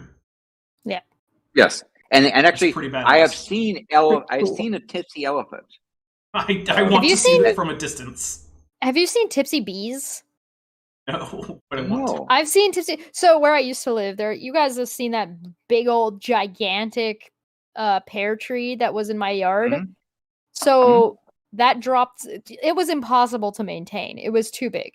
And so all the time there'd be tons and tons and tons of fruit falling onto the ground. There were so many drunk insects in my yard. You would not believe. Squirrels too, and birds just losing it. Like, what is going on? The yard was just like the party place for all of the animals or all of the wildlife in the area. Nice. So this is amarula with a. I've had elephant. amarula. It is so good. It's good in tea It as is well. very good. Yes. Maybe that's what I'll get. I got a LCBO gift card for Christmas, so maybe I'll get amarula. I'm actually still drinking the rum that I was drinking on the New Year. Because like, I bought a whole bottle. I didn't go through it in that one day. I didn't drink like an entire handle of rum. I'm kind of surprised you didn't. That was a lot. I mean, I'm still here, so you shouldn't be that surprised. You say that like I'm somebody who hasn't drank a whole handle of rum in the past. I'm sorry to If I can do it, and I'm like a tenth of your size. I mean, you're a goblin. Goblins are different. This is true. We don't recommend doing that, by the way. All right, here we go. I absolutely You can if you want. Having done it, I don't recommend it. Yeah, no, not recommended. Human artifacts are found under lava flows, like the California gold mines, and under glacial deposits. I'm telling Yeah, according to this one guy, Michael Cremo, who even you don't think is right. So, okay. you, the flood buried the world. The pre-flood world was buried by this massive flood in the days of Noah, and that's why we're finding human artifacts inside sedimentary rock, under glacial deposits, inside igneous rock. You kind of forgot about that one, Kent. I'm going to take a drink for Kent just ignoring the fact that some of those stories were actually about artifacts inside igneous rocks that they could not have survived inside of. Here's a drink, Kent. Yeah. But here's the thing. Do you think Kent could tell the difference between igneous, sedimentary, and a metamorphic rock? Absolutely not. Not a chance. Dr. Dinosaur doesn't know what a dino is. I don't think he's going to be able to tell the difference between rocks. You know, this channel has been around for like technically 4 years, but really it's only been active for 3 years. And we're on a 100th episode, and we did an awesome New Year's special and all this stuff, but still, my favorite thing about this channel is it's the channel on which Dr. Dino said that he doesn't know what a dinosaur is. I have never seen anybody, like, I've watched a good few Kent Hovind debates from back in the day, like on other channels back when he used to actually do the rounds where he was like regularly available after he got out of jail. And I have never seen anybody succeed so thoroughly in like just dunking on Kent Hovind than Dapper. Thank you. I saw a guy named Nick Suter do it. I saw Godless Engineer do it. I saw King Crocodux, and that's one of the most popular Kent debate videos out there. And that was epic. But it is not as good as Dapper's. Well, thank Dapper you. confronting Kent is the best debunk and dunk on Kent Hovind that could possibly exist. I don't think anybody could do it better, to be honest. I think it's the pinnacle.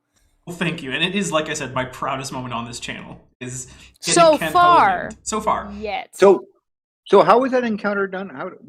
I just called him one day and said, "Hey, I'd love to talk to you about whether or not birds are dinosaurs." That's literally it. I called him on the phone. 855 Big Dino Extension 4. Something like that, yeah. Something like that. And how long did you talk to him? I think about an hour and a half. So we debated the topic, are birds dinosaurs?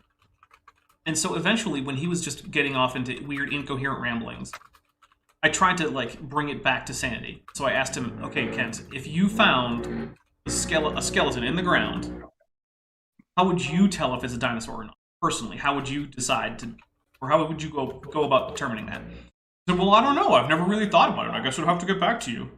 And the thing is, if you can't identify the skeleton of a dinosaur as a dinosaur, it means you don't know what a dinosaur is. Because those are the same question. Yeah, Godsek Evans was really, really great as well. Oh, yeah. Dappers is still my personal favorite, but So just for educational purposes, how can you tell if it's a dinosaur? Well, there's a whole lot of different things that I could mention, but I'll just kind of give like the highlights, right?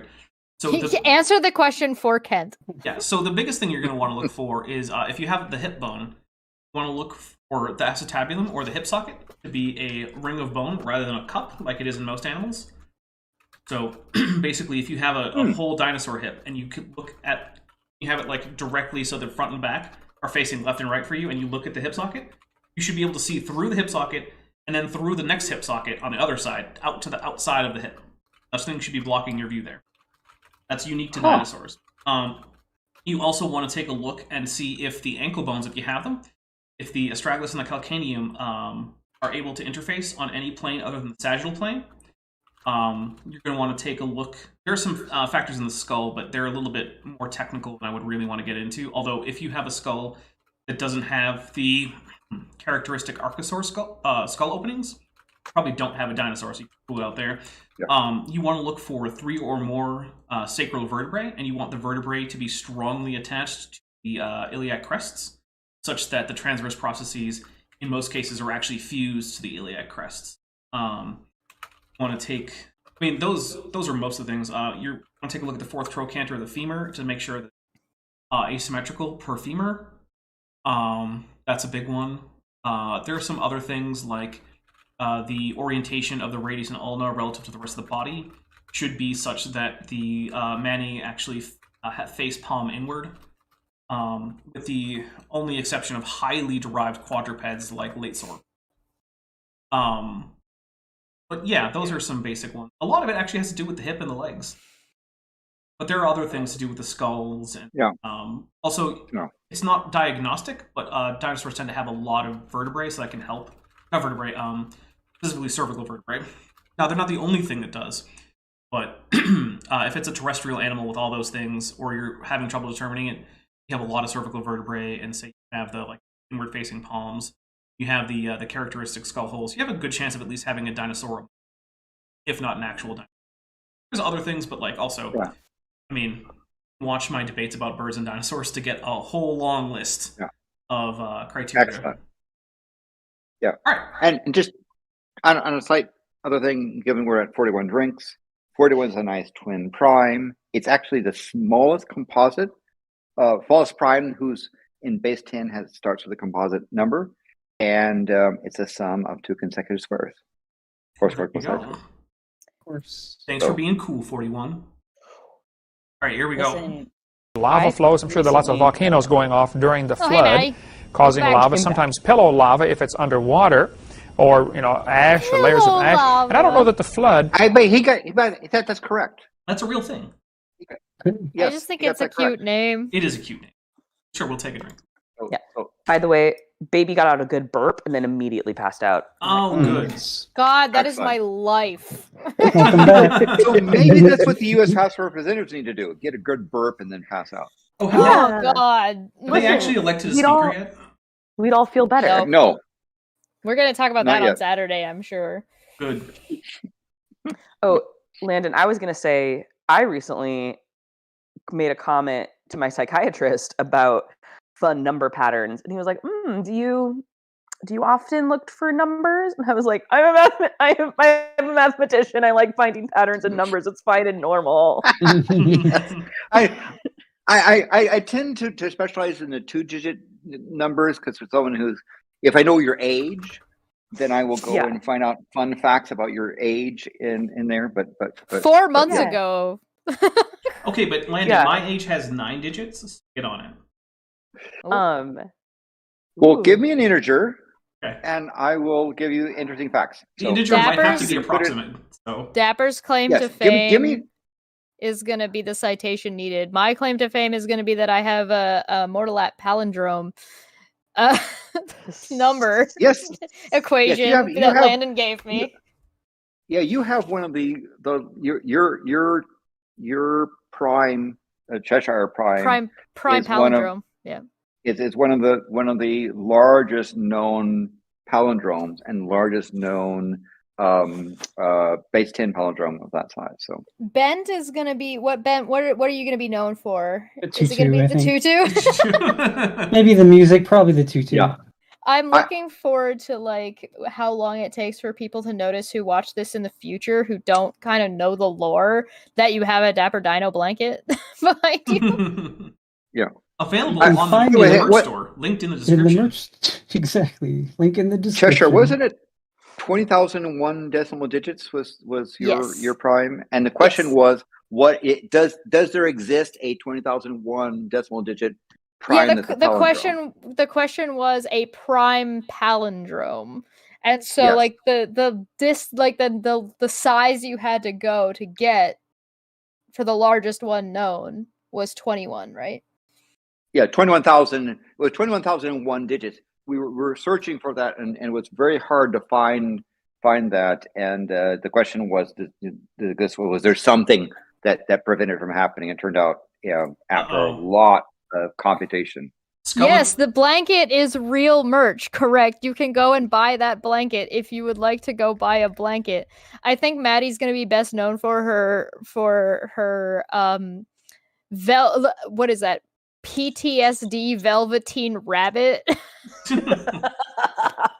Mitzi was the best D&D character I've ever made. By the way, I want you to bring Mitzi back for something else someday. Yeah, I'm wearing the picture you guys are seeing is Mitzi's hat. Yeah. by the way, That's what Landon, Mitzi would look like if she was eaten by Kirby. I'm getting Yeah. from Skeletor over 9,000 that the drunk elephants thing may appear, or maybe just a myth. You might have to look more into that. Having seen elephants who are tipsy on marula nuts. His sources, I literally watched it happen. All right, well here's Right. we're gonna get some more Kent in. Picture And- We'll get it. into a lot more of that how when we do get we into know it was video drunk? number Well, 6 on the flood, elephants but would kind of I would walk not say that the forward flood and was back and continuous side. chaos over every square inch of the earth, every minute. I think there were probably times when the crust of the earth was flexing up and down, and there would be times where certain areas would be above ground, maybe for a few weeks. In which case you would get wind-blown sand. You may get Can you sand please layers. pause? Yeah. I'm sorry. The crust of the earth visibly flexing up and down and just like, so then there was land there and there was sand. And that's how you got windblown sand. That is not how geology What? works, No. good sir. No, Yeah. it's not. And so the thing is, we have like continent scale aeolian sand deposits in certain places, like North America. And Yeah. so Yeah. Kent is Wait. envisioning- What is aeolian sand? So aeolian sand is sand that's been I know what an windblown. areola is. This is not the same. I know what No. I know what aeoli mayo is. So this is sand that is windborne sand. It gets there because it was blown there by the wind. Okay. So in thank Kent you. Hovind's idea, basically all of North America, at some point during what I'll point out is supposed to be a global flood, which characteristically means underwater, the entirety of North Usually. America at some point, or roughly the entirety of it, was above water, and sand from somewhere else, which was apparently above water, was able to blow in there for long enough to make meters thick sandstone, as well as to And- have little critters walk on it and rain to fall on it, all being And preserved. not Wow. immediately melt Right? from, right? Like, so let's think about what is the most volcanically active body in our solar system, right? That's Io. Io, and it's Io. volcanically active because of tidal forcing between Jupiter and the Sun, right? Right? Volcanoes are Jupiter going off. and Io. We're taking a drink for this. The Earth is just flexing like a rubber band up and down with no Yeah. regard to the heat problem. What Sorry, do you Landon, my think? understanding was Sorry. that it's the pull in opposite directions of Jupiter and the Sun. Am I wrong in thinking that? I On believe it's Io. actually It's just Jupiter because it has a slightly elliptical orbit due to the Laplace resonance of I see. Io, Europa, and Ganymede. Also, we calculate, because I did doing the work in that, we calculated it has roughly 93,000 gigawatts of thermal output due to the fact that it has somewhere close to about 1 trillion amperes of current going through it. It's mostly a semiconductor going through a very strong magnetic field of Jupiter, and so there's a huge amount of current pouring through Io as well. So somewhere between the tidal flexing, that every 42 hours it moves up and down almost 100 meters to the current flowing through it. It's cooked for a while, but it is in the process of breaking, and Io is expected to lose the Laplace resonance somewhere between 10 and 100 million years from now, go circular and freeze. Very cool. Interesting. That's very cool. I learned a thing. But the point Can we take a vote if we think Kent Hovind knows what an earthquake is? So that's tricky though, because does he know what it is in the sense that he knows the ground shakes? Yeah, probably. Does he know about like the plate tectonics and fault slippage and things like that? No, I think he thinks the Earth is just doing the salsa. Yeah. Okay, yeah, probably. The reason that I brought up Io there is because to do what Kent is talking about doing, you need way more movement of continental crust than what happens on Io. And what's going on Io, right? Like just constant sulfur volcanoes. On Earth, it would be silica volcanoes. Yeah, still. Right. It would be silica volcano because compositionally different. But so like that's my point. Like you don't get wind-blown sand deposits, right? You get a molten hellscape. That's what, if the process Kent is talking about happens, that's what you get. We'll take a drink for this entire idea. This is extremely stupid. And by the way, just recently the Webb telescope did a picture of Io. Oh, nice. And we see the sulfur stream coming off of Io, hitting and creating an aurora in Jupiter. It's going to be a fantastic image. That's cool. I always feel like as the odd man out, because you guys are talking about like a planet and the way it interacts with the rest of the solar system. I'm like, Io is the god in Dungeons and Dragons that is the before Tiamat and Bahamut were split into two. It's the dragon god. My namesake on Twitter right now, PhD. Well, also remember, Kent has no concept of things, astronomy or planetary physics. Hey, mine is just as valid as Kent's, if not more so. Come on. That's true. He has no concept of that? No, so Kent at one point proposed that the reason there are frozen mammoths is that around the time of the flood, a gigantic near 0 Kelvin temperature comet struck at the North Pole. And because it was so cold, it flash froze the mammoths. But there's so many problems with that. I would like to point out, for one, that in our solar system, the coldest you're going to get is 40 Kelvin. Mm-hmm. Yes. But that's neither here nor there. Second, it doesn't matter what the temperature is when it's in space. It's the energy of the impact that matters. Right, which is going to be gigantic. Which is lots, which is enough to vaporize Big. the impactor. Yeah. There's no way to bring ice to Earth and have that cool Earth off. Right. It's sort of like, okay, you can take ice from your freezer and put it in your drink. But that's because like the potential energy you're adding to your drink is minuscule. But if you dropped an ice cube from freaking orbit, it's not going to cool your drink down. Yeah. And about the closest you could get is have an impactor hit the crust, kick up enough dust and material and the fire is left over to cause global cooling, and then get frigid stuff. But that's in that case though, it doesn't matter what temperature the impactor is. Interestingly enough. Yes. Interesting. So also, Kent Hovind's idea is just important to note that if Matt Powell's thoughts on climate change is any notion to what Kent here thinks about climate change, he doesn't think that climate change is a thing. Yeah, he probably doesn't. So something like cooling down the Earth by an impactor, that can't possibly happen. That's not real. Well, climate change can happen during the flood. Oh. Right, but it can't happen after that, or at least humans can't cause it. Oh, I see. Right, here we go. I mean, as we're about to find out tomorrow, fossil fuels are a myth, so don't worry about it. Oh, that's fun. Yeah, the Earth just makes oil. Don't worry about it. All right, here Maybe we go. that explains plate Listen. tectonics. Abiogenic oil may possibly be a thing, but not here. Just in the pool. It's the same thing. Yeah. on dry sand. It would dry out shortly, the surface would. It would dry out No, it would not. under Wow. constant storms, He got tsunamis. 5 words in, and you guys were like, nah, bro. Take a drink. Just take a drink. Can we put him back like half of a second? No. No. Yes. Forging ahead.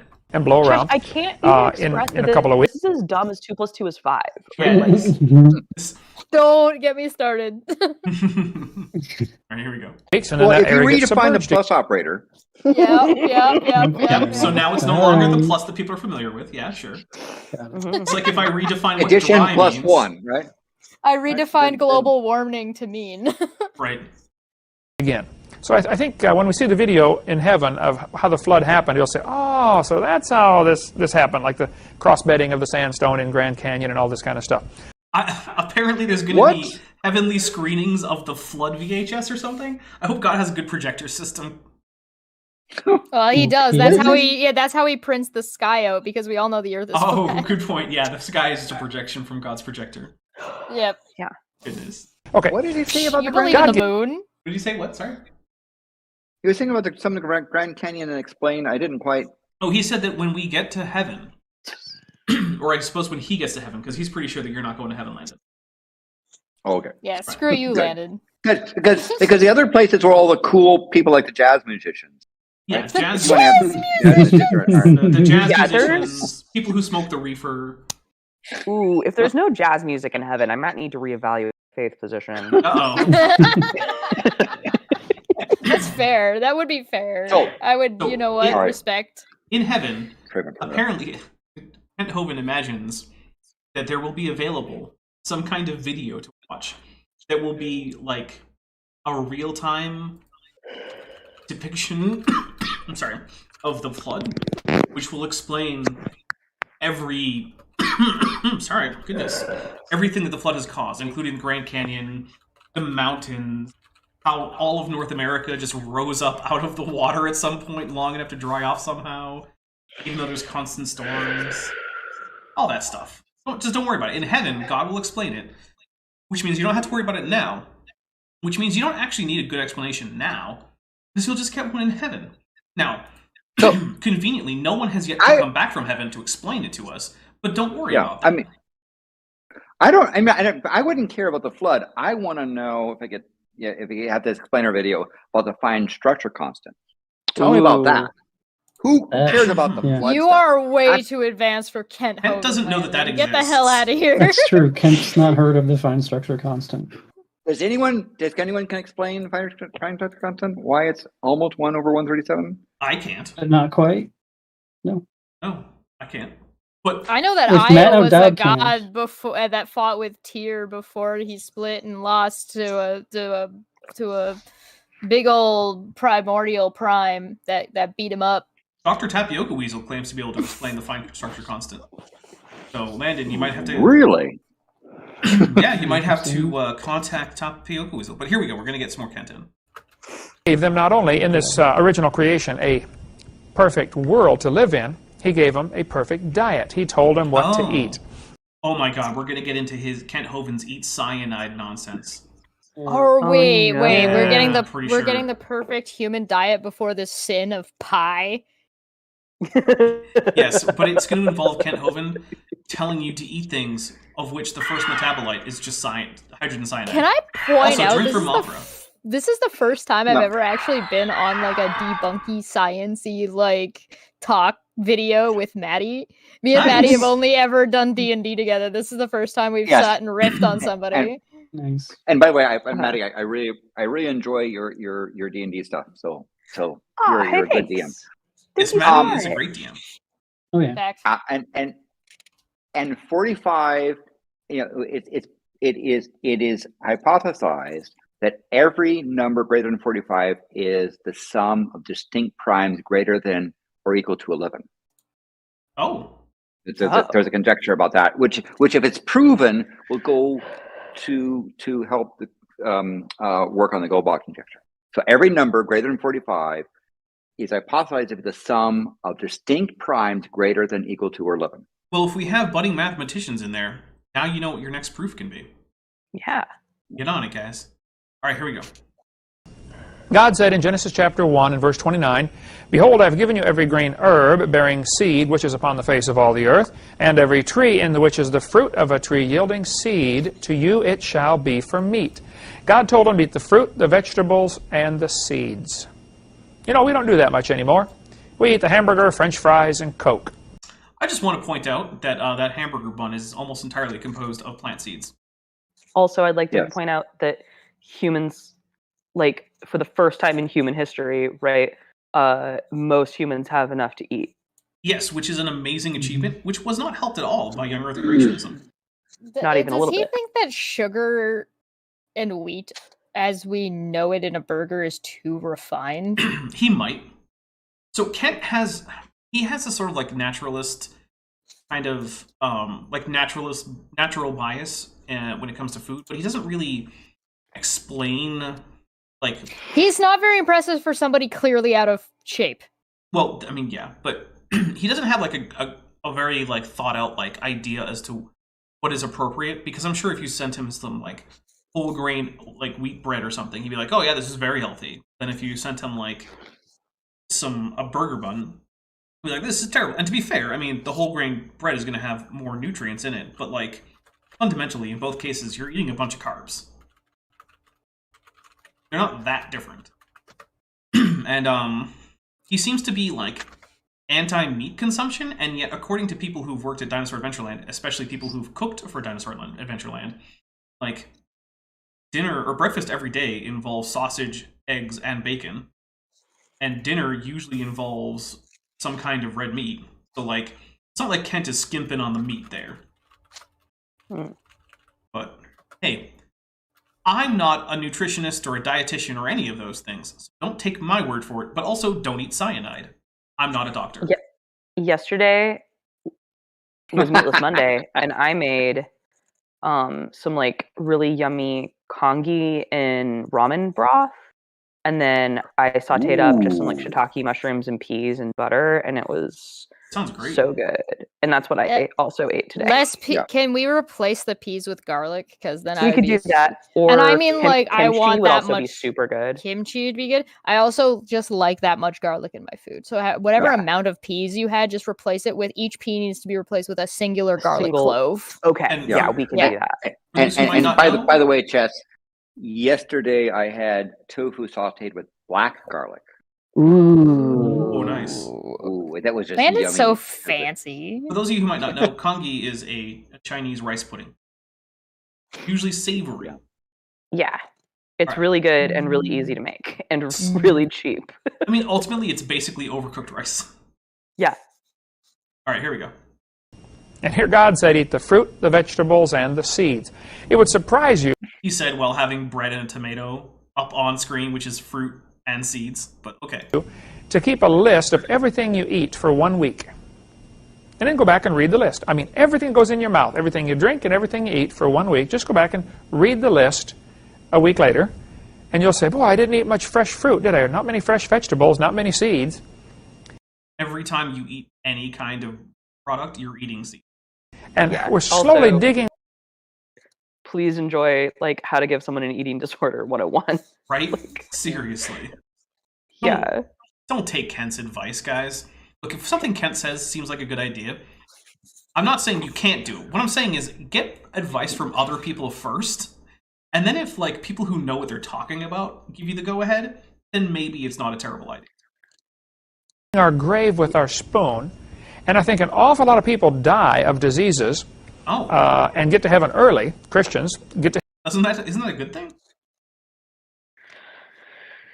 He might be saying that it is. heaven early, and they say, God, why didn't you heal me? I asked you to heal me. I had this disease. And God said, look, I put it in the first chapter. I told you to eat the fruit, the vegetables, and the seeds, and you didn't do it. Kent, I want to know which diseases specifically you think are best treated by increasing your green veggie intake. Just curious. Just curious. Or seeds. Or fruit. Don't Yeah. blame me that Or you're up here. apricot It's your own bits. fault. It's like somebody that never changes oil in their It's car, upsetting. and the motor blows up. So they call up the dealer, my motor blew up. Well, have you changed oil? No, then it's your fault. It's not the dealer's fault, and it's not the manufacturer's fault. It's your fault. And I think most disease problems we have and health problems we have today in the world, the vast majority of them are our fault. No, that's not how disease Yeah, works. we're going to take a drink. Yeah.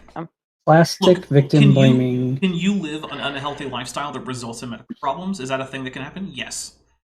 Well, we Does could that maybe say mean- increases your risk or exacerbates, but Right. But, eating a hamburger isn't going to give you pneumonia. No, it's not.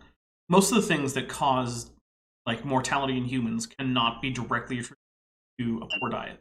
They can be exacerbated by a poor diet. But the thing is, just eating well isn't going to stop you from getting cancer or heart disease. It might help prevent those things. You might live a little bit longer. But here's the thing. Eventually, you're going to get one of those things. And you can't just be a vegetarian and then just live forever. Because, hey, spoiler alert, vegetarians die like everyone else does. Yeah. Yeah. In fact, I had a very nice, good vegetarian friend of mine who turned out had coronary artery disease and nearly died of stuff. But he thought because he was eating healthy, he'd be immune from. If only that were how it worked. Yeah. Yeah, that's not how that works. Turns out risk factors are not the same. And it turns out that some things that are vegetarian or vegan can be really bad for you. Like Oreos. Yeah. Yeah, actually, I had 3 Oreos today, which is the first time I've had Oreos in probably a decade. And how Maddie needed Oreos. How dapper did you eat those Oreos? Did you eat them like a sandwich? Did you pull them apart? I ate them like a sandwich. Oreo? I just bit into them. No milk? No milk. I just bit into them. No. But have you tried Oreo cereal? No. Ooh. All right, guys. Well, here's what's going to happen, though. We're coming up to the 2-hour mark. So what we're going to do is we're going to go for 100 extra minutes. What? Yeah. Whoa. Bonus time. But before we do that, we are going to take a quick intermission to let people refresh their drinks, Chesh. God damn it. And then we will be back. So we are going to be going on for... It's fine, I'll just sit. Oh, wait, just leave me on. I'll entertain everybody while you guys go. I mean... Because I just did mine. All right, that's fair. Here, we'll make you person who's biggest. Yeah. And guys, while we go and get our drinks, which means everyone besides Chesh, you should probably mute on Discord. Yeah, I think everybody's muted. All right, so you. I will be back with a fresh drink. Nice. Oh, hey everybody, welcome to the Dapper Dino channel. Did you know that there's merch? It is linked in the description down below. You can get yourself a lovely blanket. You could get yourself a mug. If you're interested, you can become a member and have access to the Discord. Access to the Discord will give you access to Dapper Dino himself. That's right, the Dapper Dino himself. And he's going to, he works on this extra project called something about evolutionary theory. I don't remember. He makes blender creatures and you get to contribute to the evolution of those blender creatures. It's kind of like Spore, but it's like super uber messed up. It's super great. You should totally check it out. There's a whole other channel called Top Hats Off. You should absolutely go check that out. They were playing Power Rangers, the TTRPG. That's a game that's on a board that you play with your friends where you get to be a Power Ranger. Hella fun. Anyway, he's also in my Discord, and we all know that my Discord is the best. All right, I'm just joshing you guys. I hope everybody's had a good New Year's. I hope everybody enjoyed my semi-ad read. I also need a joint, and I could also, go to jail. That'd be great, too.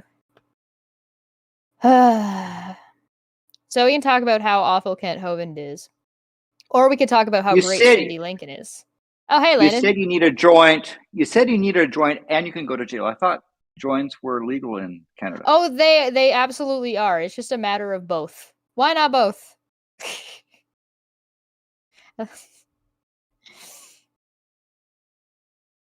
Oh, a repeating pattern. That's a good idea. I like the repeating pattern. Okay, we can remind me about that. Like, leave a comment because I will forget by the time I'll have time to get around to that. I did. Hi, Billy Mays here with a special TV offer. Kent Hovind as Bovind. What would that look like? I have been told that I should draw Kent Hovind as a... I was working on that, actually. I did have a little bit of art that was like, here's Kent Hovind as an anime boy. I don't know. I don't know about that. I don't know about Squid. I hope everybody's had a good new year. I hope everybody's been having a grand old time. I would like to know what people are looking forward to in the new year, because 2023 is looking kind of bleak. So I hope people have like good nonsense going on in their lives. So that, because like I've got to look a couple personal things that are looking pretty good, but from like an overall world standpoint, though, the world is kind of in a really weird place right now. Yes, it was a creepy anime boy. Fist bumps from Too Young to Feel This Old. Hell yeah. I'm here for it. I am absolutely here for it. I've noticed that I get a lot of work done when I show up on Dapper's channel. Because I now have a separate computer for making and rendering videos, because my computer decided it didn't want to do that anymore. As we're doing this, I've already made 2 videos, and I've uploaded 2 videos, and I'm about to upload a 3rd one. They are currently unlisted. You only get those if you're an advanced person. You need to be an advanced goblin. You want to see the Kent Hovind? Oh, I might have gotten rid of it and started again. I can check. Let me see if I still have it. If I still have it, I will make it available for you guys. How does was someone only become rough. advanced? How does someone become advanced goblin? No. If you have to ask, you're doing it wrong. Oh, Well, I'm back sorry. in well. And also, Too Young to Feel This Old sent a $3 super sticker with a fist bump. Well, fist bump back, Too Young to Feel This Old. Thank you very much. Guys? Dr. Tropical Weasel asks if I'm Tapioca. older than they are. Oh, sorry. Yeah. Oh, I'm sorry. I'm an idiot. Tapioca Weasel said, "Are you older than me? I have a bet with somebody." Do you want to ask how old I am? 17. Chesh and I are the same age. 17? Yep. You're a teen mom? I didn't know that. Nope. 17 and Also, what? Congrats on like, getting to your PhD program at 17. Yeah, damn. Years, How was I an officer in the Navy? Yeah, I didn't think Time we treated travel. people so young. Time travel confirmed. Time exists, probably. So I'm 32, and I hope you win your bet. all right. Well, there you go. By the way, I have been making in the side a chili that is actually turned out to be vegan because it was given a challenge. And so I've used onions, I've used red beans, I've used things like tofu, I've used cashew milk, I've used bell peppers, rice, Nice. and various spices and those sort of things like that. Black pepper, yummy, yummies. And It's almost ready to eat. The fist bump was for you, so you might want to fist bump the camera. I did that twice. Oh, okay. 1, 2, 3, 4, and then I did it again 2 more times. I did it like almost 10 times, and I read that chat before you got back. Oh, well, thank you. I do not have my painting or my sketch of Kent Hovind. I'm gonna redo it on stream, so you can see that either on Twitch or you can see it live on Twitch if you're not a member. On YouTube, if you are a member, that will be available whenever I get to it, because I want to redo it. But I am gonna send this to Dapper so he can show it on stream if he wants, because I drew a cute little Jormungandr, and who Okay. doesn't like Jormungandr? See what I can do about getting that. Look at how cute he is. As a consolation prize, since I don't have that. Yes. Did you win your bet? I want to know if Tapioca won the bet.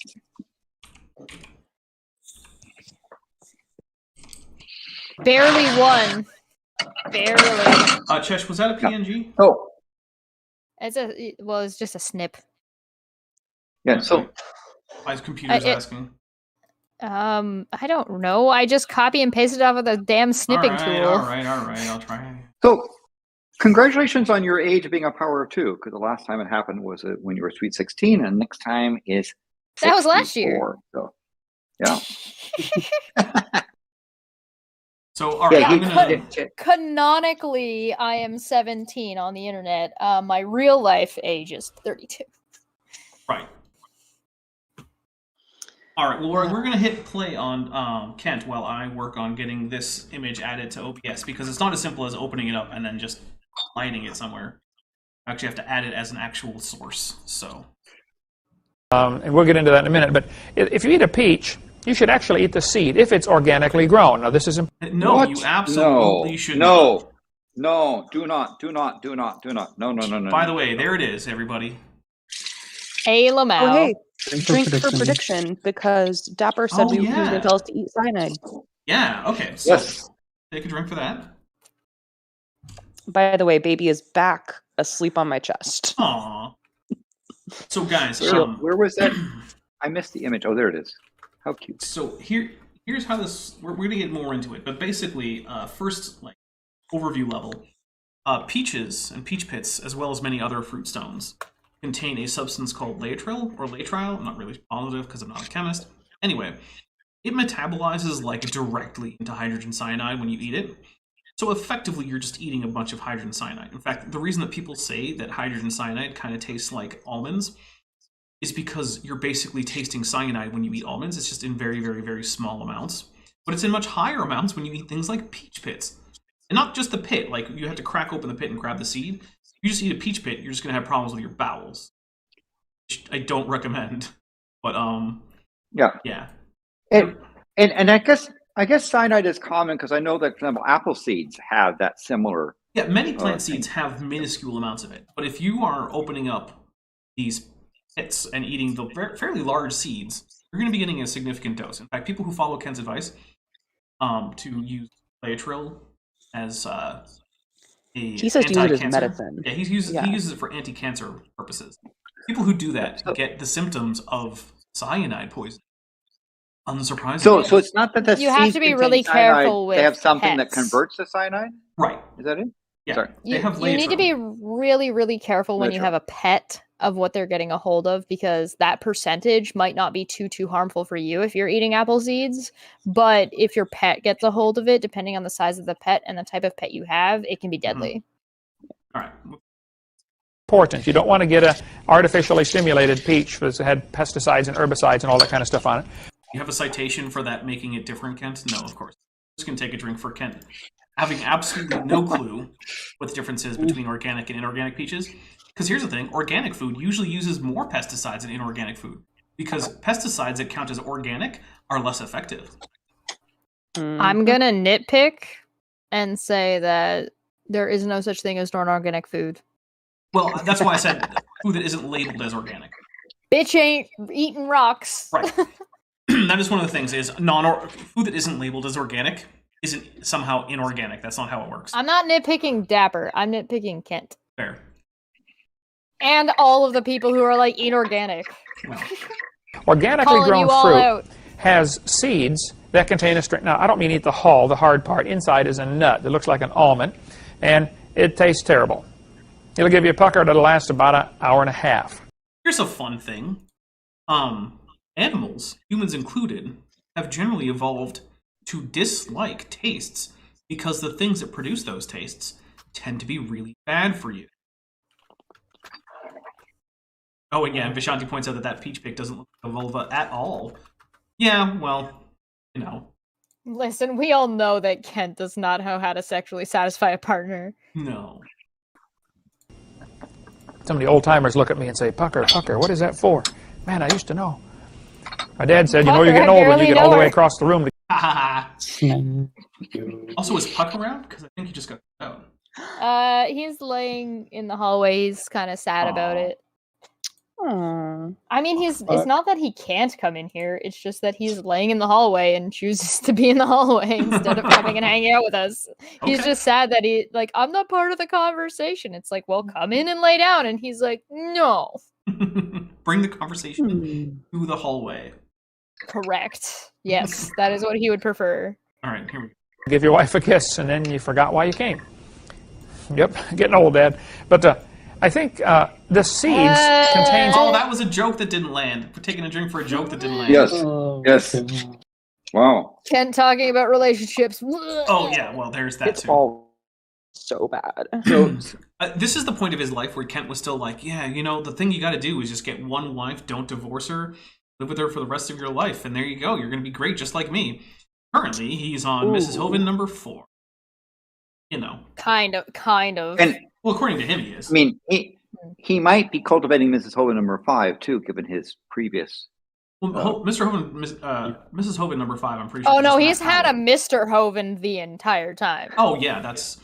Look, I can't say why I strongly suspect that Kent Hovind has been engaging gay trysts with associated with the Dinosaur Adventureland property.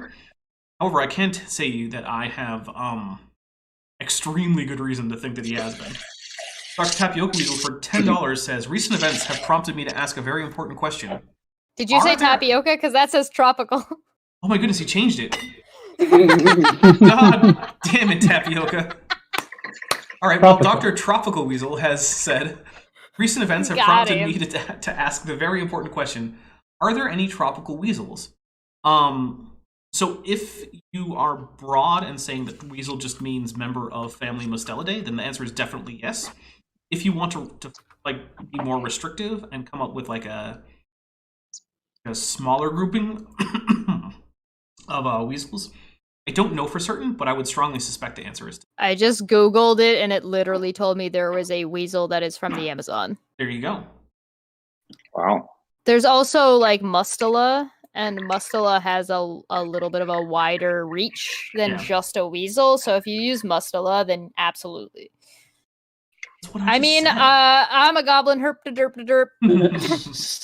Let's go eat some mushrooms. I definitely don't know that because somebody decided they wanted to have an aquatic weasel as a familiar in Dungeons and Dragons recently. I don't know what you're talking about. All right, here we go. A vitamin called vitamin B17. Taking a drink, that's not a thing. There is no such thing as vitamin B17. I preemptively took my drink for that one.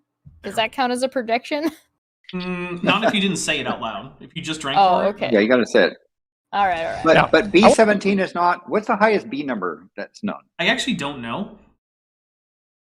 But I'm pretty sure it's lower than 17 because B17 is a fake vitamin. Vishanti's yelling at everybody to make sure you do not eat Yeah, nor no. consume nor do any of these things. Yeah, this is all advice that can possibly kill you. Don't do this. Yes. Do not do Don't, this. for your own health and safety, do not listen to Kent Hovind. Yeah. Consult a physician who has a real degree. Won't go into a Speaking long of which, speak of the devil. Look at that thing, dude. What thing? Hi, Vishanti. What thing? Hi, Vishanti. Hi, Vishanti. Hello. Oh, How hi, are you? Vishanti. Cold. Well, get more blankies. I have a tortilla blankie. We'll also add more blankie. And a Dapper tortilla. Dino blanket. I'm Add a Dapper Dino blankie. I'm in cozy sweater, and I have my pajamas and tortilla blankie. That does sound nice. Sounds like need some hot chocolate and liqueur. Steve Reno for $10 says, weaseling out of things is what separates us from the animals. Except the weasel. Mothra emoji. Nice. Take a drink. All right, let's. Oh, he actually even says seeds contain cyanide found in B17. All right, Kent, explain to us why you think this is a good thing. long explanation of all of this because you need to get the book World Without Cancer. Oh, you have to buy the book. Fun fact: Eric Hovind has received a nastygram from the FDA in the United States, the Food and Drug Administration, which is the group that administers food and drug safety in the United States, telling him that he is not allowed to sell that book along with apricot seeds, or he will face fines and possible prison time. I would love to know what kind of person or Eric Hovind would have been if it weren't for his father. Interesting question. I have the answer to the that's a good B question. vitamins question. Oh, Thank you. Yes. Please. There's B4, B8, B10, B11, B13, B14, B15, and B16. Those are all legit. okay. B17 is, quote, pseudoscientific name for the poisonous compound amygdalin, also known as the equally pseudoscientific name nitrillicides, despite the fact that it is a single compound. Amygdalin can be found in various plants, but is most commonly extracted from apricot pits and similar fruit kernels. Amygdalin is hydrolyzed by various intestinal enzymes to form, among other things, hydrogen cyanide, which is toxic to human beings when exposed to a high enough dosage. Some proponents claim that amygdalin is effective in cancer treatment and prevention, despite its toxicity and a severe lack of scientific evidence. Something, drinking bleach will kill everything. Therefore, Then there is B20, and then these have little sub designations. So there's BF, BM, BP, as in pepper, BT, as in not the BV, as in Victor, BW, and BX. By the way, Vijay, you're coming through a little loud. Could you perhaps move the mic just a bit farther away? I usually have the opposite also, problem, so... Yeah. My chili is finished. This is the vegan chili. And it's yummy. All right, let's hear Kent tell us more about how to poison ourselves. That has a great... the first half of the book is all about the biology of how cancer works. The second half of the book is all about the politics of why the cure has been suppressed for so long. Because it doesn't work. Oh, we're taking a drink for random conspiracy. Take a drink for that. Yes. Just the fact that he called it a cure alone is there's so many this is wrong on so many magnitudes in such a short amount of time that it just drink alcohol. By the way, the title of this video includes, quote, topic insects. Just pointing that out. It's there. This is supposed to be his speech on insects, according to the video title. Well, insects can eat the seeds, and they're fine. True. Well, not always true there when you say they're fine. They can eat them, though.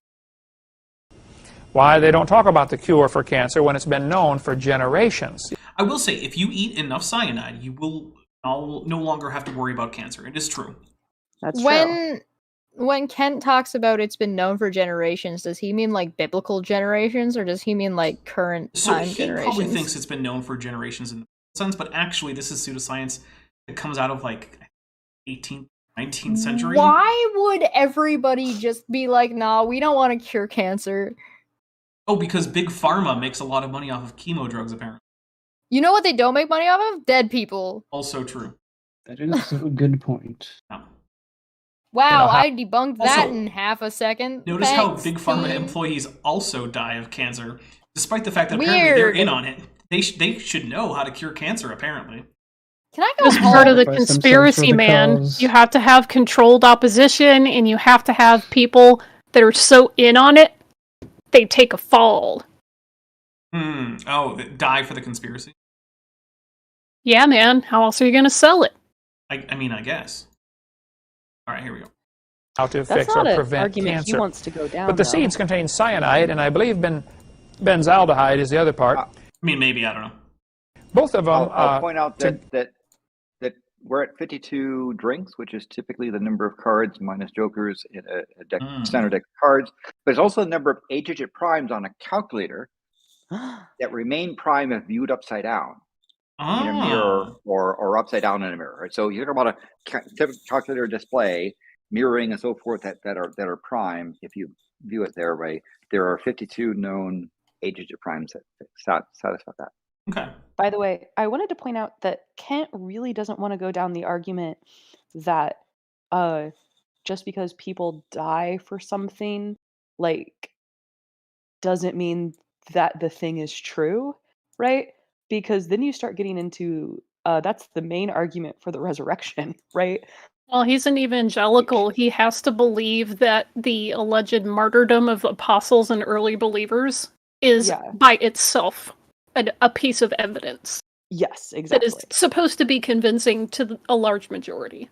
Yeah, like Kent keeps going down lines of argument that, like, oh, but you don't want to go down that. That's if we apply that to your thing. Why would we do that though?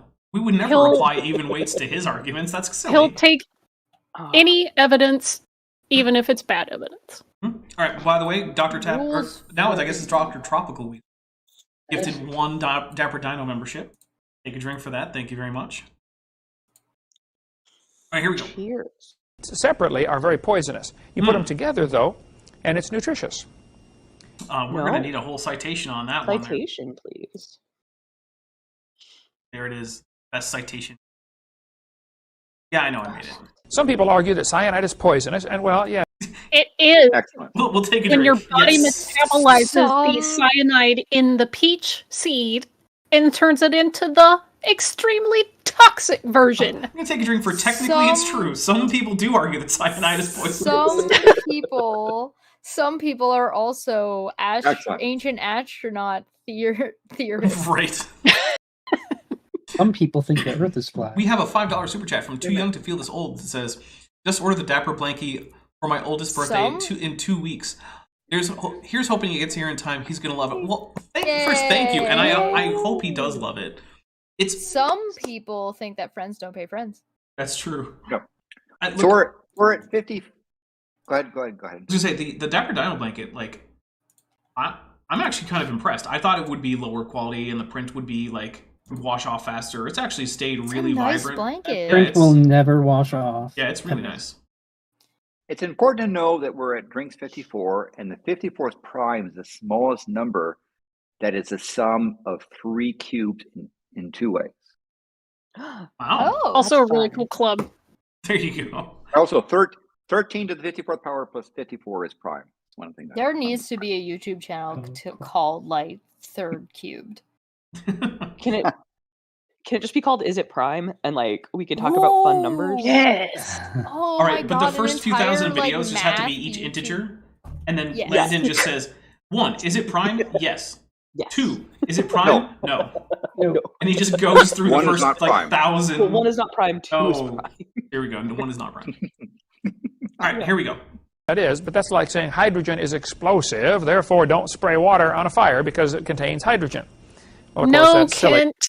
That's not the Wrong. reason you do it. And that's also the reason that you don't eat the seed, because hydrogen by itself is not the same as hydrogen attached twice to oxygen. He's going to try to make that point as if it supports him. Oh my god, because hydrogen by itself and He's hydrogen so when it's attached to Shanti. oxygen is just completely two But different things. oxygen is flammable this too. man- This man taught high school science Well, So he said. Well, It was a kind of. Christian school. The at an poor unaccredited children. school. Those but poor children. Those poor Kent children. Hovind held some minors against their own will captive and talked at them for And said X amount of words at them, time and yeah. told them wrong things. All right, here we go. Come on, hit play.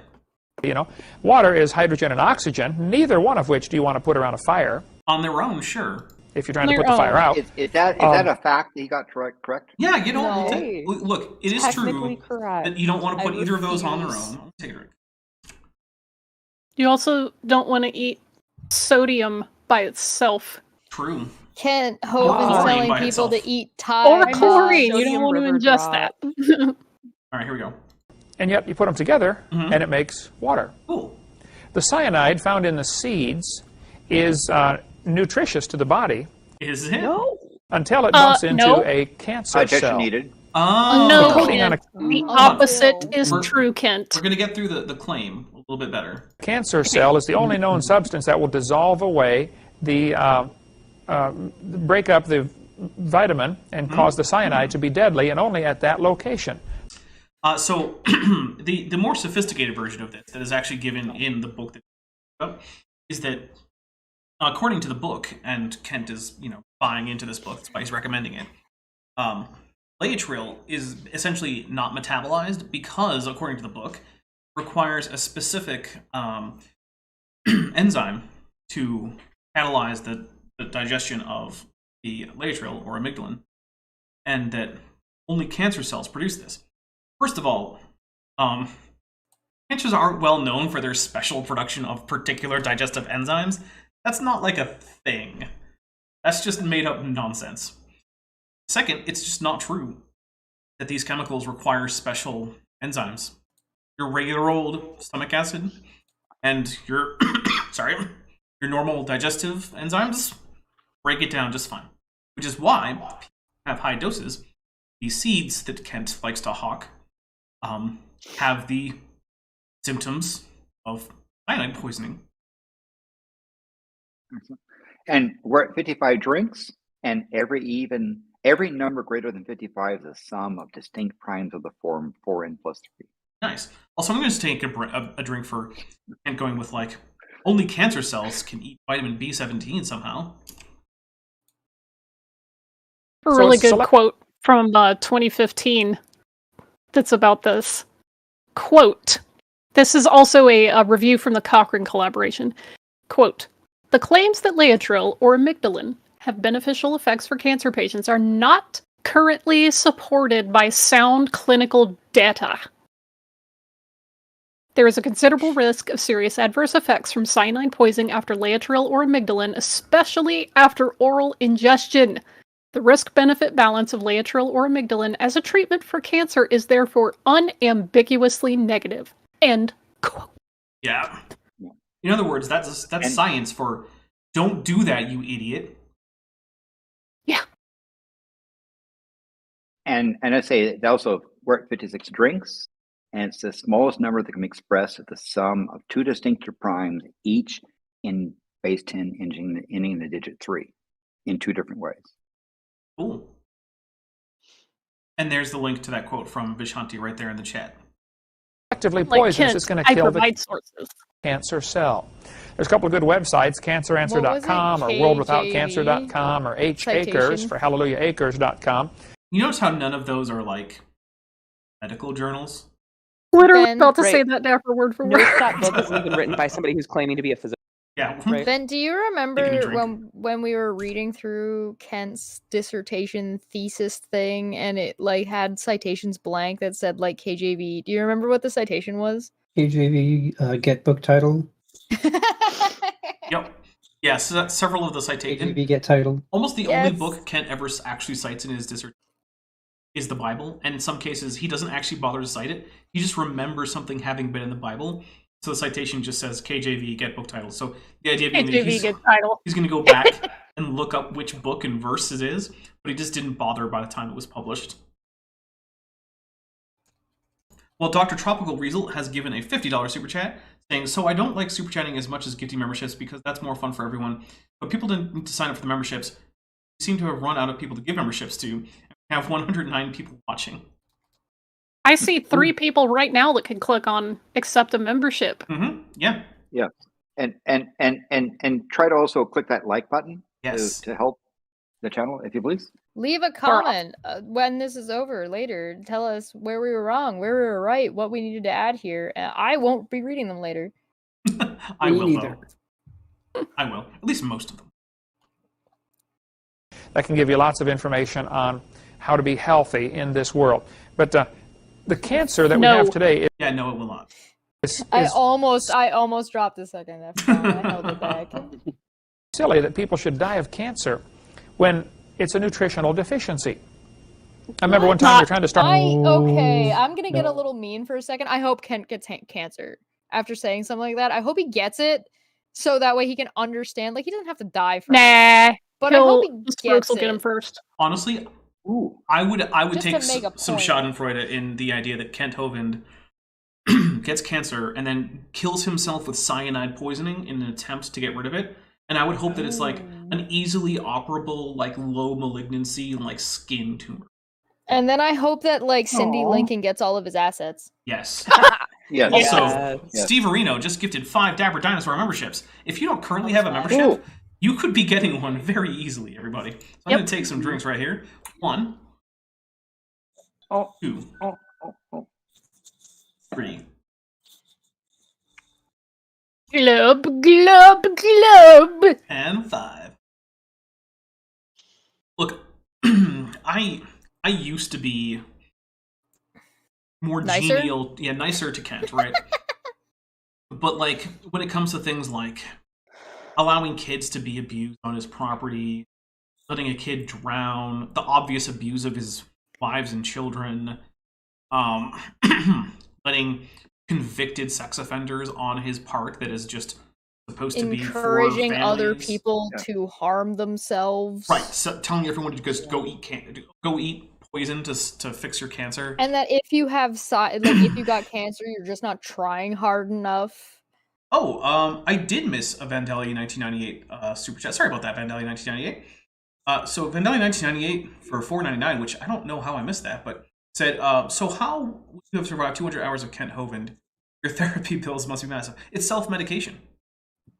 The drinking game. Right. I just went So, insane. That's Chris how I Wasn't did it. drinking Chris makes an invented? interesting point and says, my sister died of cancer a few months ago. I don't wish it on anyone, even Kent. My ex-stepdad had cancer. I wish he died of it. That would have been Damn. great. My Look, mommy died once. That's way harsh, Ty.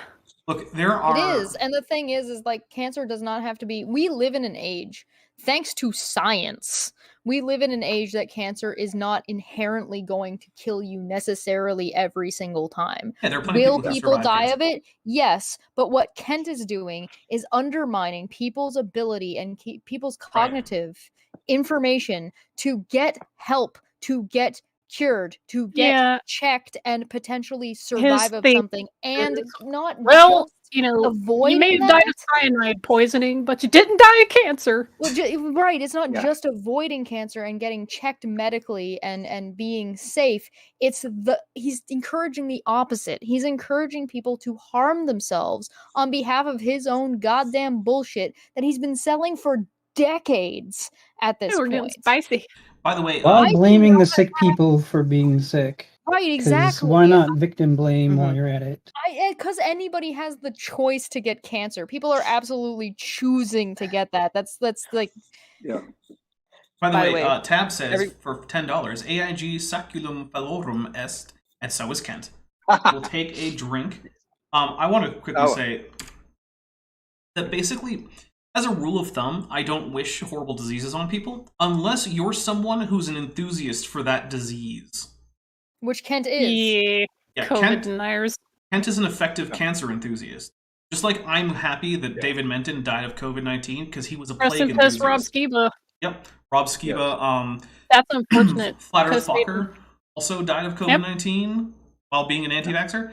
Once you are encouraging a disease to not be treated and or to spread additionally by your words and deeds, I stop having any sympathy if I that disease have affects you. no sympathy, and I hope people who are against vaccinations and people who are saying that cancer is just something you could improve and get rid of by fixing your diet, I hope you get it.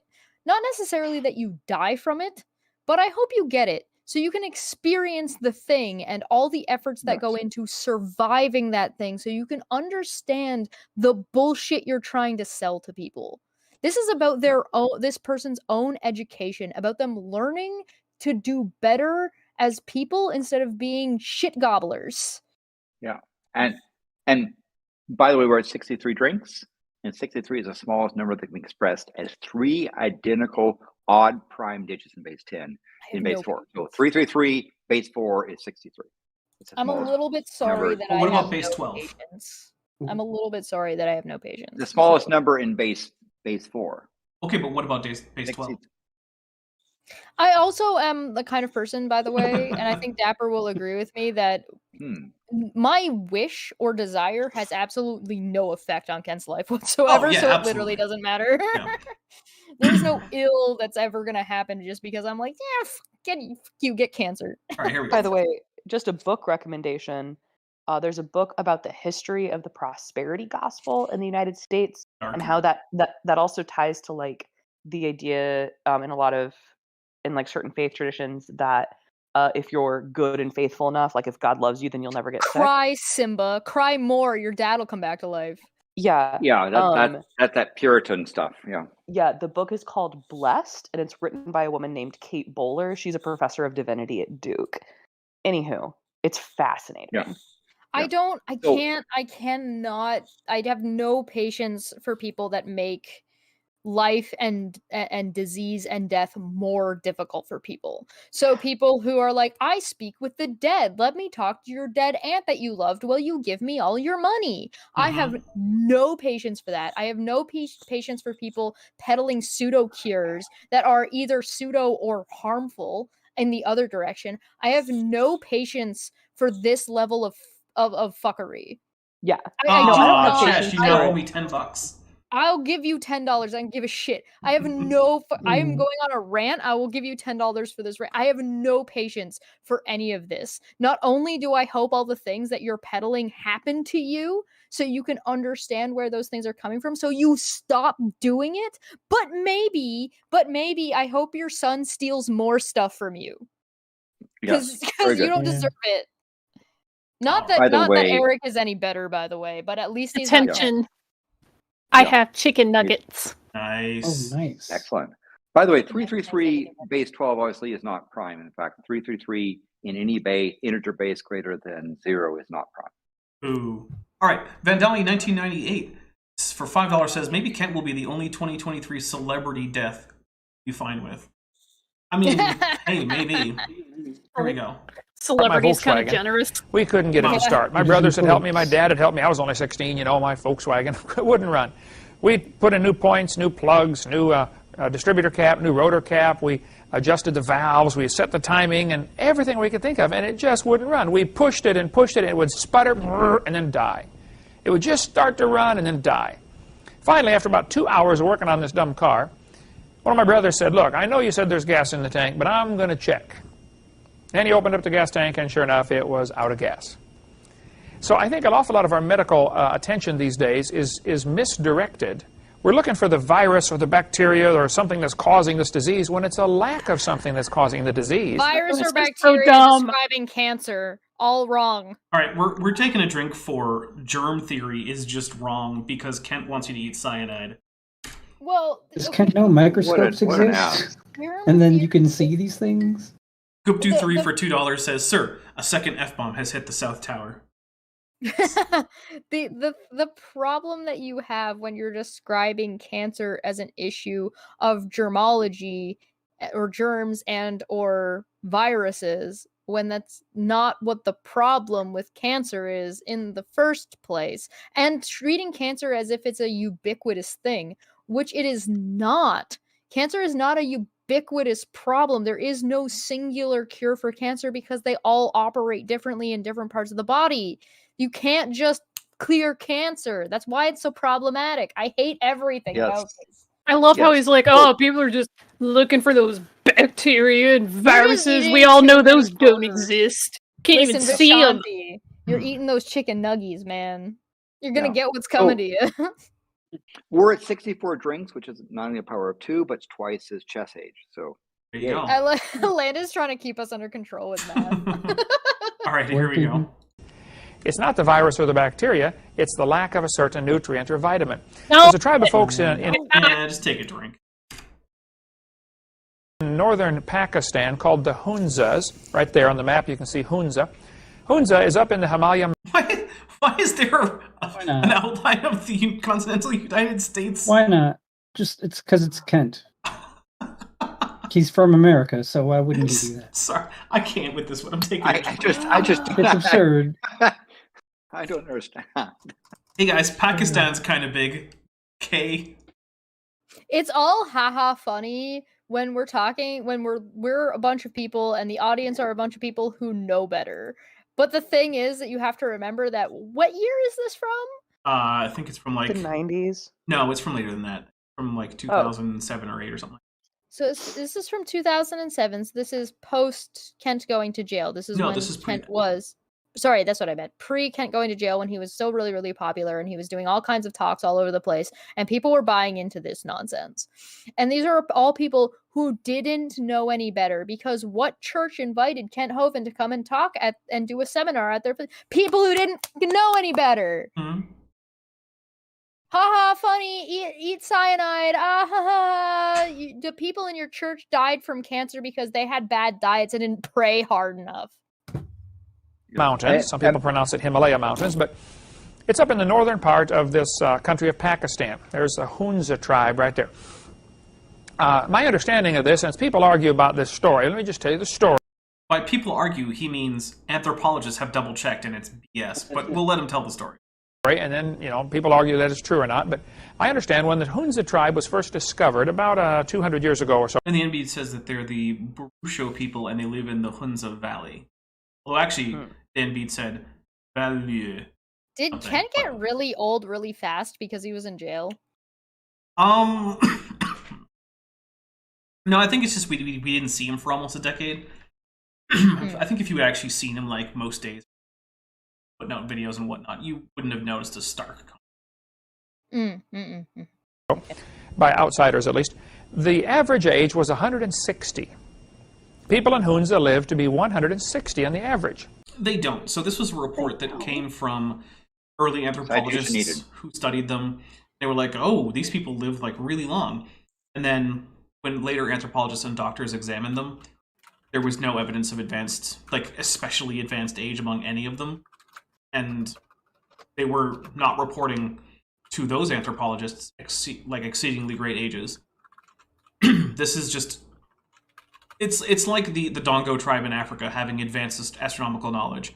It came from one of the first anthropological reports on them, and then subsequent examinations by anthropologists have found that, yeah, no, there's no evidence of this. It looks like it was just made up. Best case scenario, some tribe members lied to some anthropologists about how old they were, and then for some reason the anthropologists decided to run with that. That's the best case scenario. Worst case scenario is they were just lying. I don't know. Some Westerners show up in your mountains, you might as well, mess with them. Why not? By the way, No, actually, let's go with indigenous folks messing with anthropologists is the best case scenario, because I think that's well, hilarious. okay. That's when I said best case scenario, I mean like best case for this being true-ish. Oh, okay. Yeah.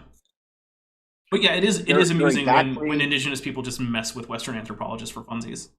Uh-huh. At 66 drinks, I have to say that there are exactly 66 six-digit primes in base 10 with distinct non-prime digits. Interesting. All right. As So they not had more like, and more contact with the digits outside are world, 1, it dropped 3, down, 5, and today the 7. average age in Hunza is 90.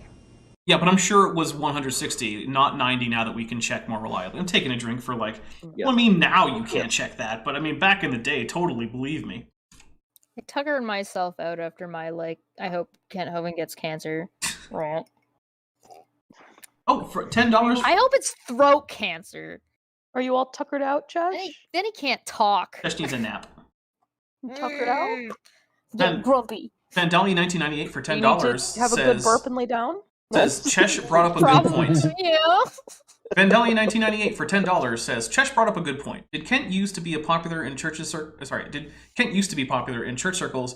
because I'm messing this up. Yeah. Chesh brought up a good point. Did Kent used to be popular? It's supposed to be used, like the D on the end, to be popular in church circles. Because I went to one for 25 plus years, and it wasn't until 2 years after I quit going that I had ever heard of him.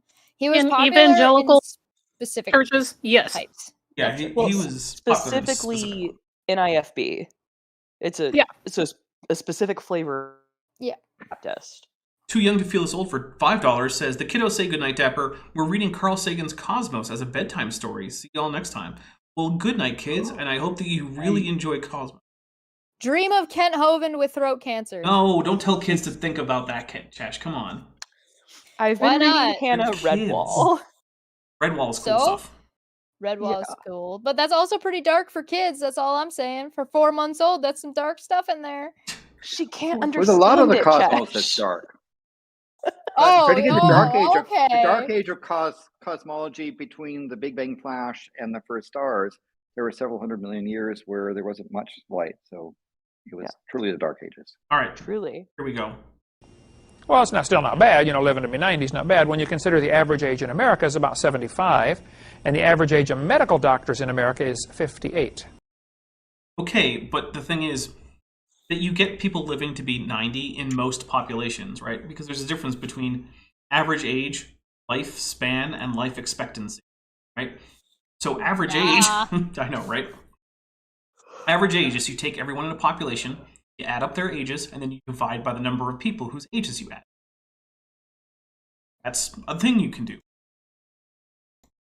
Life expectancy is you check out for some set period of time at what ages everyone died, including all the kids who died as kids, whether it be from like an injury, sudden infant death syndrome, malnutrition, whatever. Then you get some age.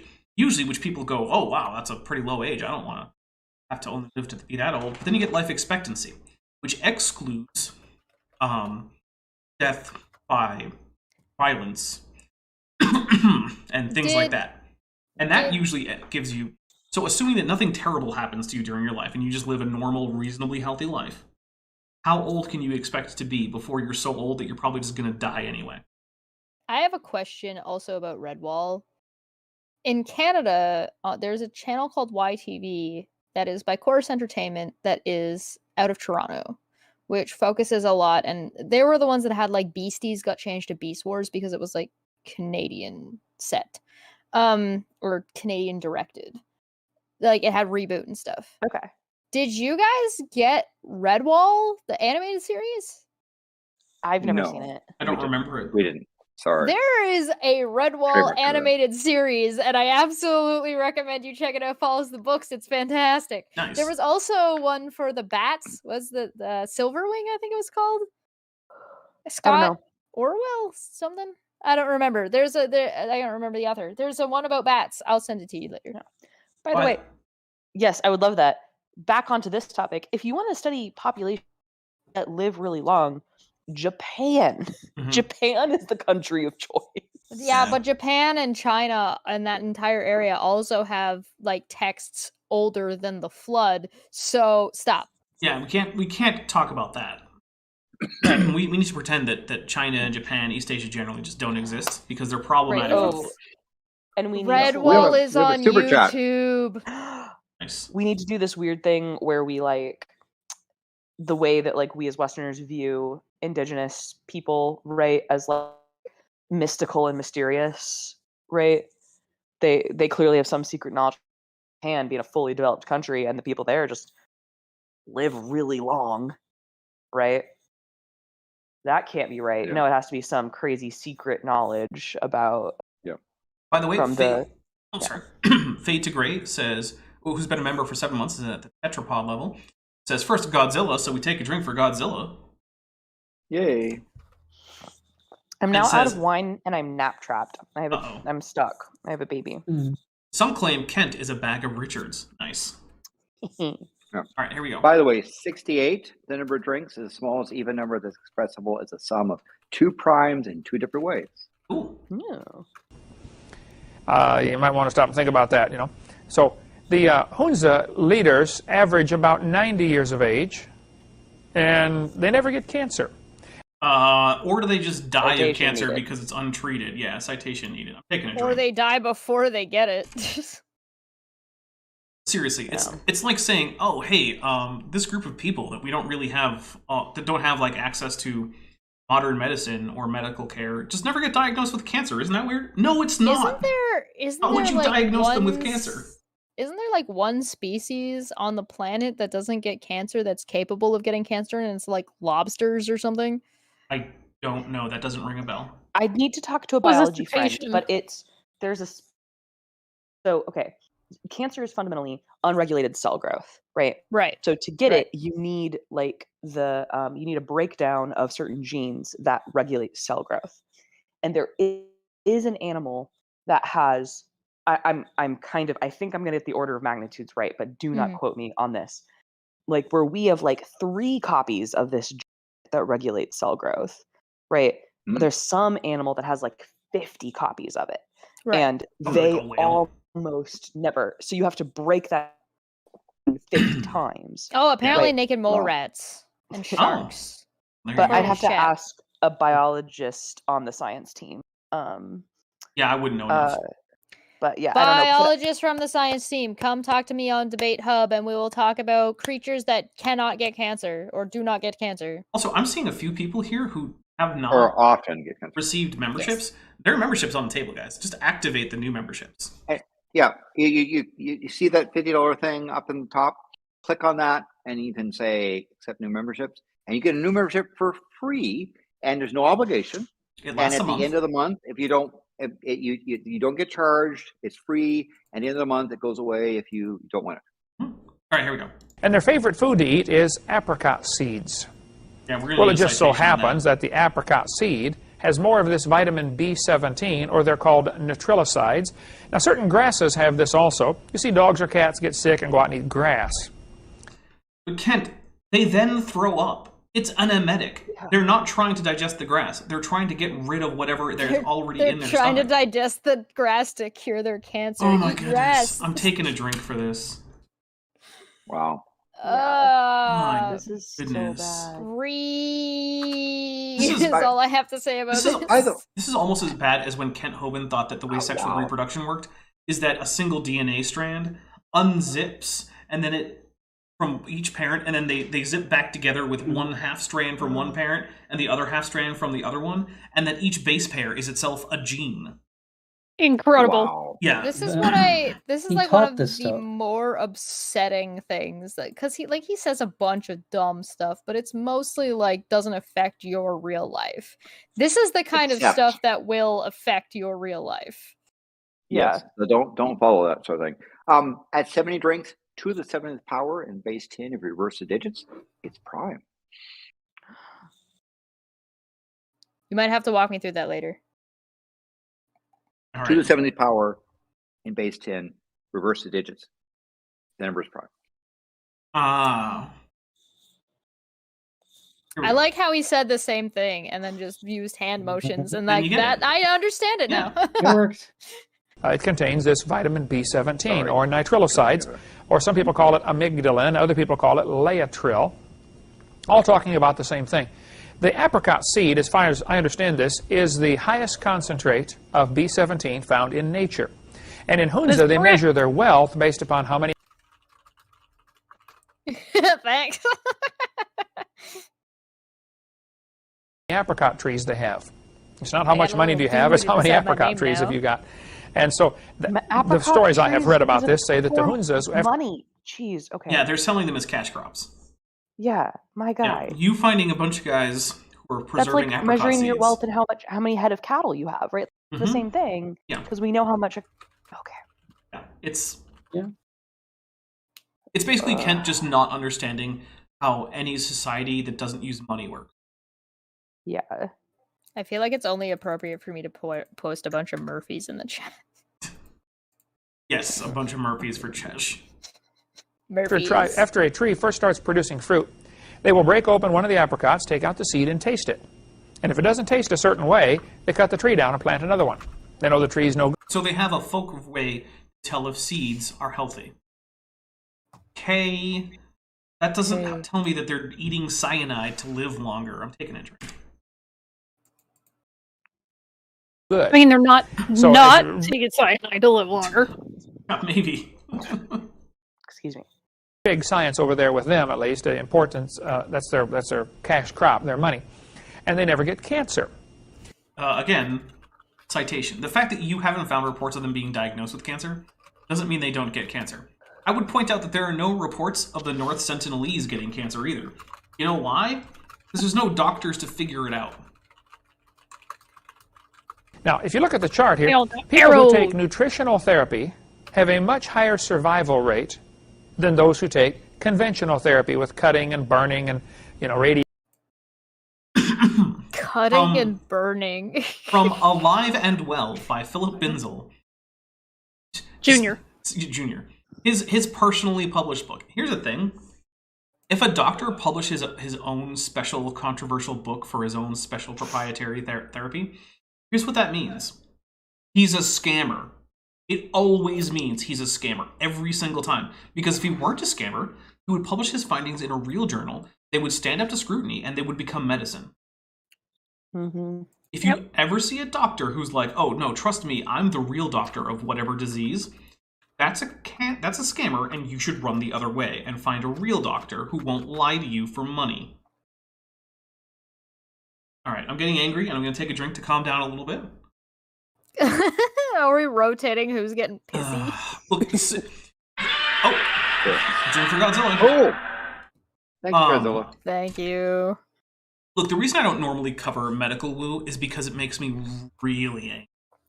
Because the thing is, on its own, if you think that humans were specially created by God in their physical form as they are now, or you think that Earth is only 6,000 years old, on its own, those beliefs are relatively harmless, right? Like, on their own, that's not a huge deal. Now, they can lead you to conspiratorial thinking, like it has with Kent, and like it has with many of the CMI fans who are complaining that CMI is pro-vaccine. However, on their own, the beliefs are relatively harmless. However, thinking that poisoning yourself with cyanide will prevent you from getting cancer or cure your cancer if you already get it is directly harmful. And people who spread those don't get an excuse of like, well, this is a relatively harmless thing that I'm scamming people. No, Kent is directly causing the suffering of sick people, as well as, in fact, just well people who are trying to prevent themselves from getting cancer by doing this. And it's not okay. Anyway, yeah, that's why I don't cover pseudoscience much, because I get really angry about it. Preach, Rebel Dapple. Thank you. All right, here we go. And all that kind of stuff. There are survivors, of course, from both groups, but you have a higher chance of survival with nutritional therapy if you treat it using nutrients, what God has created for the world. Look, if you're currently getting real treatment for your cancer and you want to also improve your diet, then that's probably a good idea. However, Talk to a dietitian. Yeah, that's not going to be the thing that cures your cancer, and you definitely aren't going to cure it by eating freaking cyanide pills. Sorry, Vishanti, I think you started to talk and I cut you off. I was just going to say that he's always like, you should take what God made. And well, there's a lot of things in nature that God ostensibly has made that will kill you dead. Yep. Like a rock. I mean, Anthrax. Yep. Cyanide, ricin. Many animals. Ricin. Yeah, that's a good one. Radon. How did the radon get there? I guess it was by God, according to Kent. Radon will kill you. Yeah. Other people. Yeah, as Other people, yes, correct. As dying, turns out, is the most natural thing in the world. Yeah, basically. Water. I mean, hey. Dr. Tropical, we struggled with that for a while. Says this is horrifying, and yes, it is. It is actually horrifying. Most of Kent's stuff, like most of the horrifying stuff, happens in the background. It's not Kent's actual teachings. This is an exception. This is sneaking through. All right. Oh, Sage, Ohio has a good one. Mercury. Well, okay, let's vote. Can we get a poll? Can we get a poll in the chat? Sure, hold on. Can I ask the chat, do you think that Kent's teachings in the background are as bad as this? Like, do you think this is Kent seeping through? Do you think, actually, best question, do you think Kent eats cyanide? Oh, no, we already know he regularly. does. We've seen him do it on a camera. No, regularly. Yeah, we've seen him do it on camera. Doing it on camera is not regularly inherently. All right, fine. Yeah. You think He could and please he please could do add it the once option, for the show, right? Please be sure to have the option about turtles too in your poll. Yes. All right, so here's the poll. Do you think Kent eats cyanide regularly? Yes, no, I like turtles. I'm very confident that he eats low doses of laetrile, which then metabolizes into cyanide daily. Then, to play devil's advocate, if we're all saying that eating cyanide is such a bad thing and Kent does it and he's fine. Well, he's not fine. He's having What's the strokes. He's not constantly. fine. He's having near constant ischemic. Like, he's having mini strokes, like, on the daily. And you think that's like, because of the live on air. cyanide or because of his age? I mean, it's probably a little bit of column A, a little bit of column B, but he's not a well man. He's had on-screen, on-camera stroke in, like, the last few. Oh, wow. Yeah. Yikes. Yeah, he's never been super literate, but, like, there have been times where he just freezes and his face gets a little weird looking, and people ask him, like, Doc, are you okay? Doc? Oh, where was I? Yeah. Do you think they're going to take him to the hospital? No. No, and it's textbook too. I mean, he gets the confusion, the slurred speech, the complete garbled word order when he's trying to read something. Look, and this is not me saying that Kent is having ischemia. That's him saying it. He said it on camera that that's what's happening. So, like, I'm not making this up. When he was asked about it, that's what he said was happening. I'm very confident that in the next few years or so, Kent Hovind is going to have a major stroke, going to die of it. And it will be somewhere in the middle of nowhere, Alabama. and that'll be it. And Matt hopefully Powell will Cindy take Lincoln over. will get all of his shit. No, because Matt Powell will just. It's the son he never had. Yeah. All right. Is Sorry, Matt Eric. Powell gonna start eating the cyanide? I hope so. Is Matt bet Powell Powell's already eating the cyanide? Probably. Not fast enough. All right, guys, we're going to Yeah. take a quick break Very- at the top. very tragic. Now that it's the top of the hour, and we are going Finish my to drink. refill drinks. Let everyone use the bathroom if they need to. When we come back, we're going to finish up with the last 40 minutes of this. Then we're going to get out of here, and we're going to give everyone a chance to plug whatever they need to plug. Then you're going to hear the rest of the the upcoming schedule for this channel. That's it. All right. So we're getting out of here. Bye, everybody. Well, not bye permanently.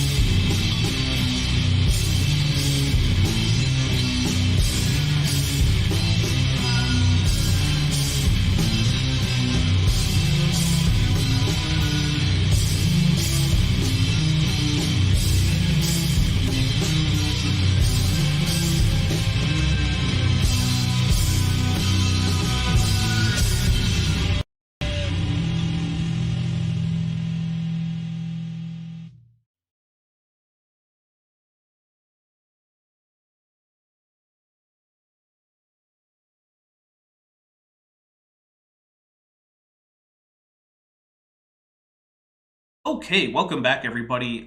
Thank you for being loyal viewers. I would say hit like, but we actually have more likes than we have viewers because, as people out over this 3 hours, enough people have hit like that. I can't tell if any of you haven't hit like yet. Did we say congratulations on your 9,000? Because we No, need I don't everybody think we who's Over actually in. 9,000. Yeah, we need everybody to be like the "it's over 9,000" meme, right? Yeah. Well, my subscriber count is now over Congratulations. 9,000. Thank you. It's that happened. over 9,000. So I was gonna say. All right, somebody clip that and put the animation of like the thingy going around it. I was gonna say that happened today, but then I realized like it might have actually happened late last night after I went to sleep. But I noticed Well, don't be it today. surprised to see it like wiggle around a little bit. So. Well, so now it's 9,018. So I don't think it's going to drop below 9,000 next few days. There you go. Yeah. Nice. So you guys should be seeing me as 9.01 thousand, not just 9,000. And yes, the chat is participating in over 9,000. You can call him Hal. All right, guys, we don't have much longer. We can get through more of this, and then we can all leave and relax after Kent Hovind nonsense. Spoiler alert, guys, if you're hoping for an after show with Power Rangers, probably not happening today. I'm pretty much done after this. I am going to go watch Redwall after There you go. this. And tomorrow, because we got to get prepped for tomorrow, man. Tomorrow's going to be... For those of you who are interested, members and patrons get access via connecting your Discord account to your Patreon and to a special Discord server just for supporters, and that is where we have after shows where we do other things, but the default is that we watch 3 to 4 episodes or so of Power Rangers. We're currently in season 3. We're at the beginning of season. Here we go. Or 7. We'll watch 7 sometimes. Yeah, sometimes. It's very rare. For years, the sailors used to die of a dreaded disease called scurvy. The British Navy lost 1 million sailors to scurvy. That's roughly correct. We'll take a drink. Here's the thing, though. Wow. Pointing out that some medical conditions are the result of nutritional deficiencies doesn't mean that others are. You actually have to make that determination for each medical condition. So you can say, well, rickets is a vitamin deficiency. Yeah, it is. Scurvy is a vitamin deficiency. Yeah, it is. The flu sure as hell isn't. Cancer sure as hell isn't. Yes, scurvy is not cancer. Yeah. It's been settled a long time ago. Scurvy is horrible. You can see what it does to your skeleton. It deforms everything. Yeah. Sailors were dying of scurvy by the thousands, and over 1 million of them just Scurvy from is Great bad, Britain. okay? What's up? You don't Oh. have to pause Kent for me, Oh, okay. I assure you. Over I'm the years. just being- Well, in 1953, Dr. Lind had told that, if you eat fruit, you don't get scurvy. He said, I'm not sure what's in it, but there's something in fruit that prevents scurvy. And, of course, everybody It's laughed the at him. cyanide! Yeah. Yeah, well, it's not. It's the vitamin C. But actually, Kent is right about this. There was actually a doctor who initially reported his findings about eating fruit, especially citrus fruit, to the British Royal Navy and saying, like, hey, maybe you should include more fruit rations. And they were like, fruit's a pain in the butt to preserve, so no. And How much? Yeah, How much cyanide is in citrus fruits in virtually general? none. Virtually none. Is apple a citrus fruit? No. Although Oh, really? there's also virtually no cyanide What there. about apricots? Are apricots citrus? They are not. Oh, weird. Funny how that all works out. But we are going to take a drink for Kent basically getting the history of the discovery of the cure for scurvy, right? And that it was Can I ignored. Right? glare at the Oh, absolutely. screen Of course you can. harder? Yeah. Like more? Can I do more? Just bring the camera closer. Did you know that cyanide? Did you know that cyanide has been found in lots of molecular clouds by astronomers? I don't think I did know that. That does not sound familiar. That's pretty cool.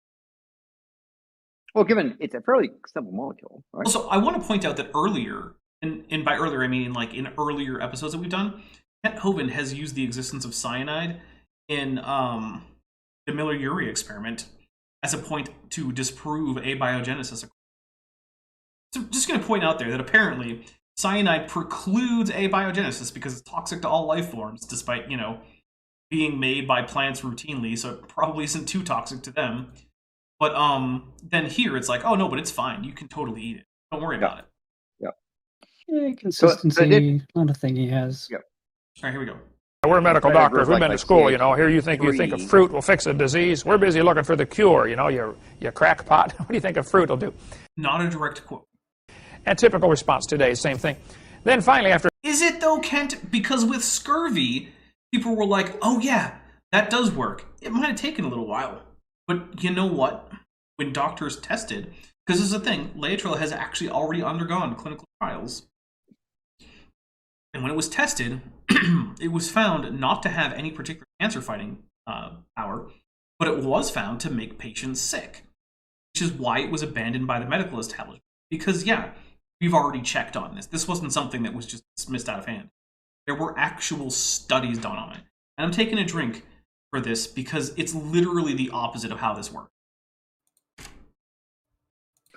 50 more years of people dying, in 1795, the medical profession admitted that fruit would cure or prevent scurvy, and so they started making the British sailors take limes on board the ships.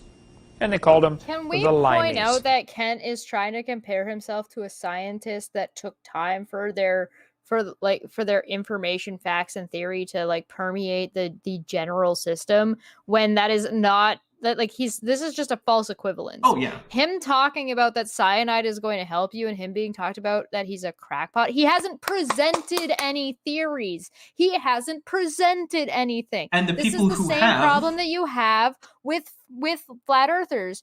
All you're doing is poking holes in the work other people have done. You haven't actually provided any work yourself. You're a leech, you garbage person. Mm-hmm. Ah! And the people who have provided hypotheses about how this works have already had both the hypotheses as well as the actual idea that, you know, it works falsified, which is why it's not part of medicine. Because there's things that have been shown to work in terms of medicine, right? And that's what we call medicine. Then there are things that have not been shown to work, and that's what we call not medicine. This is in the category of not medicine. In fact, this has not only been not shown to work, it has been shown not to work, which is an even higher standard. Cure somebody with cyanide, then we'll talk. Well, I mean, like I said, if you give someone enough cyanide, they won't have cancer. Surely he has enough ex-cons that have nowhere else to go that he can take advantage of, that he can kill for science, right? I'm not going to encourage Kent Hovind to conduct human trials on the convicts. Tell me he scams. wouldn't, though. Oh, he definitely would. He would. Yeah. Wouldn't put it past. That's where the name comes from, because they had to bring the limes on board. And yeah, we'll take a drink. That is where the name comes. Yeah. So by the way, I asked one of my physician friends who said the treatment for scurvy is typically vitamin C doses somewhere between 10 milligrams and 100 milligrams per day, and that most people make a full recovery within 2 weeks. That's good. Don't get 2 scurvy, weeks guys. is a really short period of time. Like, scurvy is not easy to get if you have a normal diet. But, like, if you avoid fruits and vegetables, you get scurvy. Considerable lengths of time. Yeah, but, like, if your diet is, like, salt, pork, and hardtack for months and months and months, yeah, you might get scurvy. Avoid that. If you eat nothing but chips. Yeah, also. beriberi was a dreaded also, disease people by the way, died from until person also said that the 1882 when they finally found the cure. Recorded case of scurvy was in ancient Egypt at around 1550 BCE.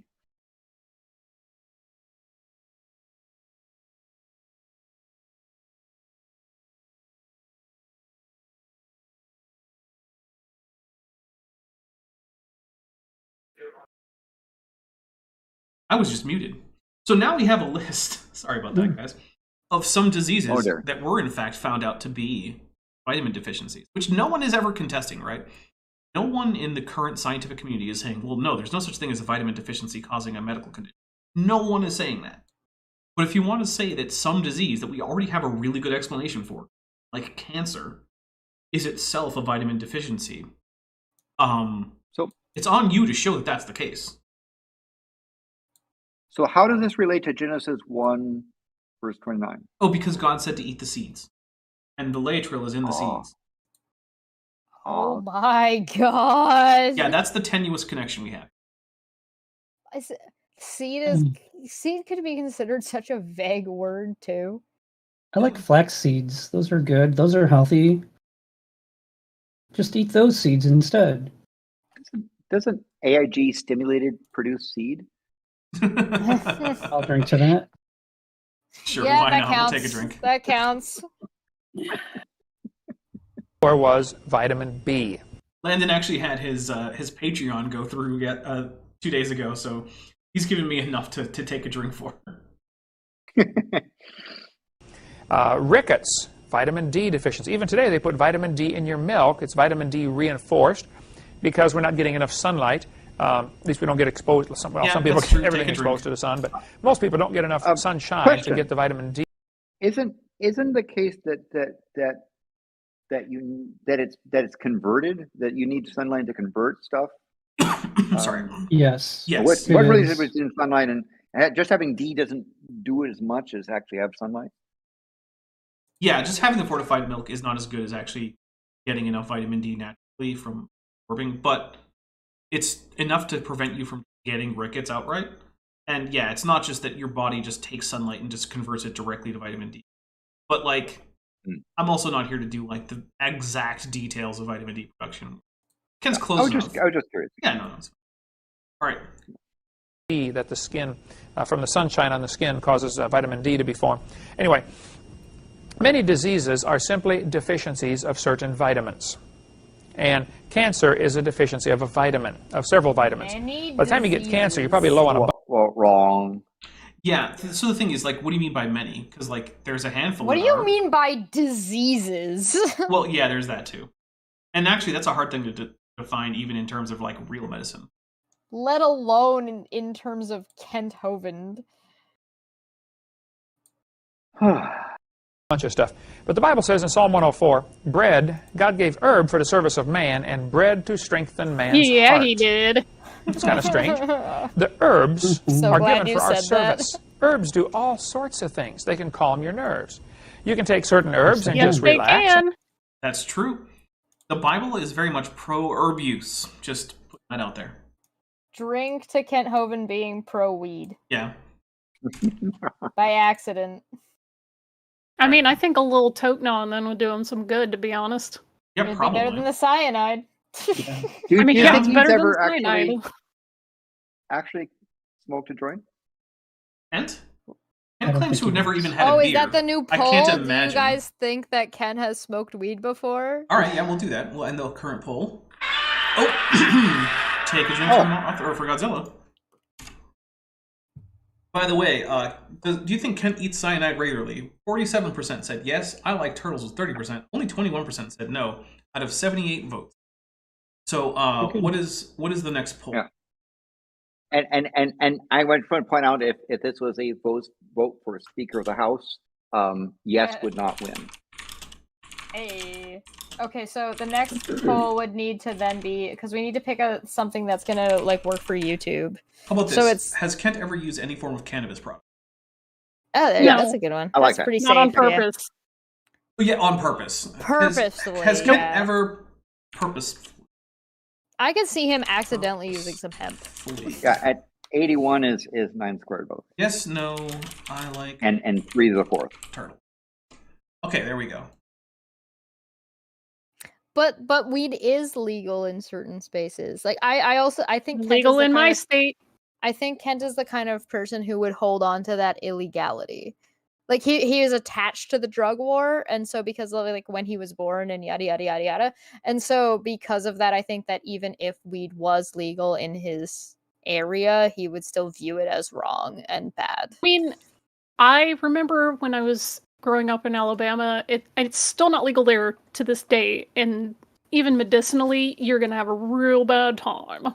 Right, But exactly. I remember having a discussion with some people who were trying to convince me that like herb is natural and it's fine. And my entire argument was no, because it smells bad, but also it's illegal. And if only that simple kind of reasoning worked for all the laws. Well, No, I can't do this thing. It's illegal. Well, the weird thing for Kent is that normally he's not a big fan of legal positivism because, he likes to commit a lot of crimes, as we know because of his multiple Yeah, convictions. legality is a non-issue for However, Kent. I bet he's enough of a wet blanket like legal positivism works for drugs specifically. In fact, I bet Kent would be prohibition of alcohol. I really think he is. He Yeah. absolutely is. All right, here He's we go. weird like that. Or Kent. We don't have that much Kent, actually. I think the next episode of Kent with Ben is going to finish up this this talk. I don't know. And sleep better at night. People take melatonin, for instance. It's not a drug. It's just a herb that'll help you go to sleep. That's what a drug is. If it's a chemical what- that's non-nutritive and it Melatonin affects and your herb? biochemistry. I don't know if it's It's a drug. nerve. Yeah. I actually don't think it's an herb. Pretty sure it's an animal product. chemical that your brain makes on its own anyway. Yeah, but it's a drug if you're taking it like that. Drugs are chemicals that are not nutritive that affect your It is biochemistry. not an herb. And we'll take But drink Bean. about drink. okay? Like, this guy's all anti-drug, but I bet he drinks coffee every day. From what I understand, yeah, there's a lot of coffee consumed. Although, to be fair, I don't know how much of it can. I do know that Probably he bad coffee. claims never to have smoked it. It's probably brain I believe coffee. that. I mean, look, Kent is... I'm pretty sure Kent is not a big fan of recreational drug use because he thinks that rather than having fun, you should be working for the Lord. Listen. Well, he also is probably of the mindset that it's that pharmakeia word. It's all demonic anyway, and you shouldn't be going into altered states of mind because you'll open yourself up to demons. Yeah, that's He how is you become definitely gay. you cannot tell me he's not the I'm high on Jesus type. Yeah, he probably is, Would to some be. extent. You High could on not Jesus. convince me. You could not convince me otherwise. I've yet to see compelling evidence that Jesus will make you high enough for me to want to try to be high on Jesus. Which, how does that even work? Do you have to go to a church and just go up several times for communion? Like make the circuit? The way it works is like you just have to be in a hype enough state. So you know, like when they take all the teenagers and put all these hormone-packed people and get them like high on sugar and sleep deprived over a weekend and throw them all and then throw like a bunch of like, look at our cool Christian rock music Yeah. that have also been like grown up in a way where they're separated out from everything that's actually cool. Yeah, now that they're like sleep deprived and their blood sugar is all out Having of been whack. high on Jesus before.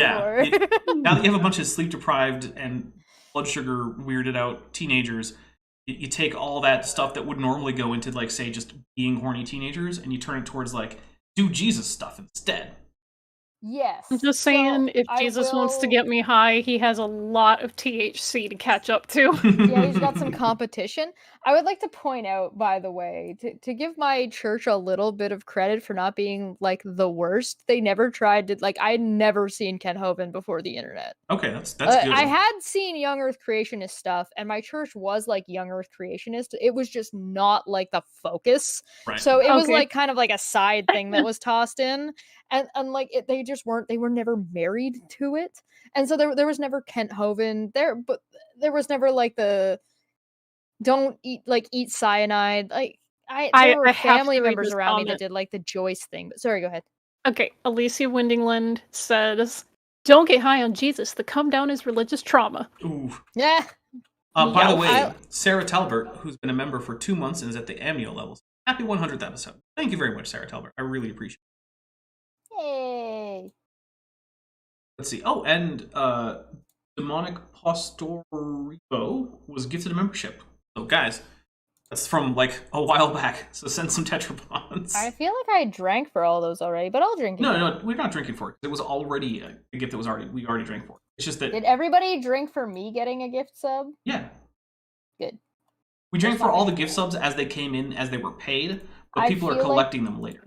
I'm just saying that I feel like because it's me, there should be another drink involved. That's just what I'm saying. Oh, okay. Well, here we go. And there's a whole study you can study for a lifetime on different herbs and the effects that they have on various different things. You know what? That's true, Kent. You can study what? the effects of herbs on things. That's true. That's so You know what's funny vague. though is if you're just a random unmarried or possibly married woman studying herbs all on your own, he'd call that a witch. No, he wouldn't say you're a Oh, witch. for He'd say you sure. practice witchcraft, just like Matt Powell. Oh, of course. Which, if you don't know, that's When you reference say to... just like Matt Powell, yeah, I was gonna say, do you mean that Matt Powell is engaged in witchcraft? No, what I mean is Matt Powell, like famously, and I have it on my channel, the whole audio, went on this ridiculous screaming rant against someone in his church, who was just there to help fix some windows at the church, by the way, about how that guy had lied and said that Matt Powell had said some woman was a witch, and Matt's excuse was, I didn't say she was a witch. I said she had practiced witchcraft.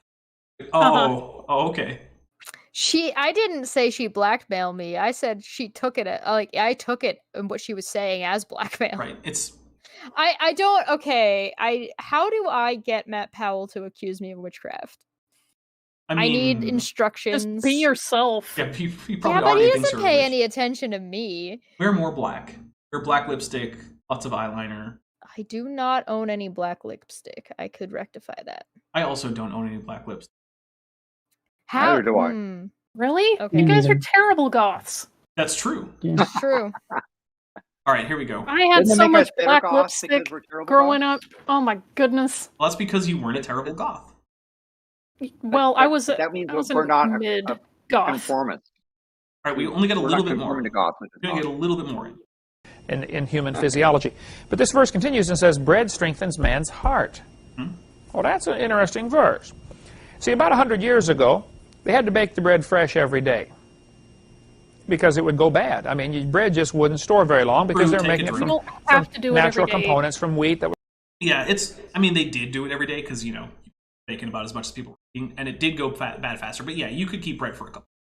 I've baked bread before using exactly 3 ingredients, and it keeps fresh for at least 4. Yeah. But also, I mean, keeping bread like that, that's how you make, like, French toast the old-fashioned way. Because, by the way, guys, don't make French toast with non-stale bread. Egg won't absorb as No. well. Stale bread is where it is. If you need to make stale bread, put it in the oven at the lowest setting that your oven will go to, and then check it every. Anyway. fresh ground, stone ground wheat, and all this kind of stuff, and the bread would go bad. Well, of course, the Bible says the love of money is the root of all evil, and they discovered... Oh, this is just preservatives. Thank are you evil. for quoting that verse accurately, Kent. True. He finished the verse, which is good.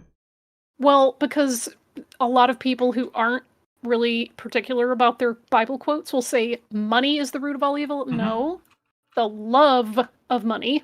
Yeah, God is fine with you using easily fungible of exchange to get things. Your Can tokens we should really, be do we funged. really want Kent Hovind quoting the Bible about money and what it's worth and what it equals in Yeah. heaven? Because Well, I feel like the we laborer is probably worthy of don't. his wages. Yeah, So- well, so- Kent so it Hovind, has- Something, the eye of a needle and a camel. I don't Kent know. Hovind does Has- a whole lot of no labor, and he gets a whole lot of wages. So, like, Mm-hmm. I wonder if Kent Hovind has dabbled into NFTs of like. Let that don't- alone event. so giving unto he would. Caesar that which is Caesar's. well, I think Kent Hovind would do NFTs. Like, I wouldn't put it past him, but I don't think he has because He's too old. he's not tech savvy enough. Yeah, he's not literate in tech at all. If you told him like about like hashes and blockchains, non-fungibility, His eyes would He blaze doesn't over. need to understand it that well. He just needs to understand it well enough to know how to make money off of it. And he doesn't have anybody around him currently doesn't. that can give him that You know- information because Matt Powell doesn't know how to do it either. I take that back. He could shill NFTs because they had Paris Hilton doing it. Mhm. And she's just like, yeah, look at my bored ape. He's so bored. Yeah. Yeah, Matt Powell. Kent does not have. It's his age is restraining him from doing it himself. But the people around him also are not savvy enough to know how to do it and don't Yeah. have like enough. They're too caught in like the old ways of like scammy, like snake oil salesman ways of making money that they have not updated in too long of a period of time. By the way, guys, we're going to be wrapping up pretty soon. I have the poll results. Has Kent ever purposefully used any form of cannabis product? No, 55%, which is what I would. Yes, 24%. I like turtles, 20%, with 58 votes. All right, so, guys, we are going to be wrapping up. We're going to give everyone a chance to plug whatever stuff they want to plug, do all that kind of stuff. If you have links that you want me to add to the description, send them to me. I will add them. Sorry, I got a little bit of cough going. So let's start with, we're going to go people who are on camera, left to right, and then we're going to go Vijanti, because I can't tell where she would show up in this because I have it set to not display people who aren't on camera for the sake of viewing. And what do you got? I will be on Cheshire's channel in 1 week. with Sal and Cindy Lincoln, and I want Interesting. everyone here to be there for that. Yes. All right. Is that all you got? That's all I have. Well, what Bent hasn't told you, should have, is that both his wish list on Amazon.com, as well as links to his music for free. That's less important, but sure. Gosh, what do you got for us? Well, tomorrow I'll be live with Dapper and Landon, talking about doing more of this and talking about how fossil fuels are fake. Buckle in for that one though, because it's oh boy, Wow. there's a lot of stuff in that. As well as on the 10th, I'm going to be live with Bent, so you should totally come for that with Cindy Lincoln and Sal. That's going to be hella fun. It is part 2 of basically talking about atheist communities and what they can do better, and like fair, reasonable, constructive criticisms. And we had some atheists come on. Now we're having some Christians come on, and then we're going to go back to having atheists come on. And then once everybody's kind of got a rough idea of what everybody thinks, I'm going to start meshing the two together, because I'm not a big fan. Debate Hub is about debating, but in a more classical sense, where not everybody's just mad and hating each other all the time, because I feel like that's not very productive. And I'd rather be a little bit productive. Yeah, and you also have a show on the 6th, the volcano show. We have a And on the- volcano show, but that's for Landon. Landon can talk about that. Yeah, and the current events show on the 7th. Yes, Friday and Saturday we'll have Landon and Manya. And Saturday we'll also have Dapper, because we've got current events around the world, as well as an update on Pele and volcanoes. There's a lot. Okay, for me at least, there is so much happening in January. So please either hit the bell or the whatever, go find me, go follow me, because there's a lot. Most of, not everything, but most of what is scheduled, like most of January is already scheduled on the channel. So if you see something that you like, you can hit that notify me button, and it'll basically alert you when that one is coming up, so you don't miss it. There is a lot. There's a lot. Send help. All right, Landon. Well, first of all, subscribe to Dapper's channel and of course Chesh's channel. They do good stuff. In the chat, I put in a thing to my Discord server. If I notice you, I'll elevate you to Science Fans. You can see stuff about food, history, medical stuff, current events, and science things. So that's coming forward. And there's lots of other fun stuff happening within the thing. One of the things I'm doing, probably I'm going to visit a high school of a church that is tend to be young Earth creationists, and I'm going to be presenting them, teaching the high school kids about relativity. And it's my indirect way of basically saying, getting them to ask questions. I don't intend to try and subvert their faith directly. I'm going to try and encourage the kids to ask questions, and I'll expose them to relativity. And if they stray from their faith because of that, well, that's their choice, not mine. Okay, and Shanti, what do you have for us? Any progress on the channel? A little bit. Oh. Yeah. Okay, I did want to ask on behalf of the chat how much it takes for you to get into the full-on Brazilian feathered carnival costume. All right, so it's a lot of work to do that. Fancy, colorful feathers that have to be individually placed and like brown and all that. Is very fancy. I haven't actually thought about it. It is possible that the amount that we have now would be enough if I had that set up beforehand. If that's something that I think people really want to see, put it in comments that that's something you want to see for a certain amount, and I'll probably set it as some significant amount over just the regular feather video, which in Quetzal-colored feathers. Yeah, basically. Currently, the next feather video will be at 155 because feeders. I'm increasing. Yeah, feeders. I'm increasing the amount every time it happens, because otherwise I will run out of points on my render farm and then be unable to render anything. So yeah, I have to temper it a little bit. So originally, originally it was 60. Then we got it, and I doubled it to 120, and we got that. And then I didn't bother to double it again, because 240 is a little crazy. But I'm now just upping it by about 5 every time. So, you know. I mean, what you could do is not really change the amount by much, but you just take a really long time to finish it.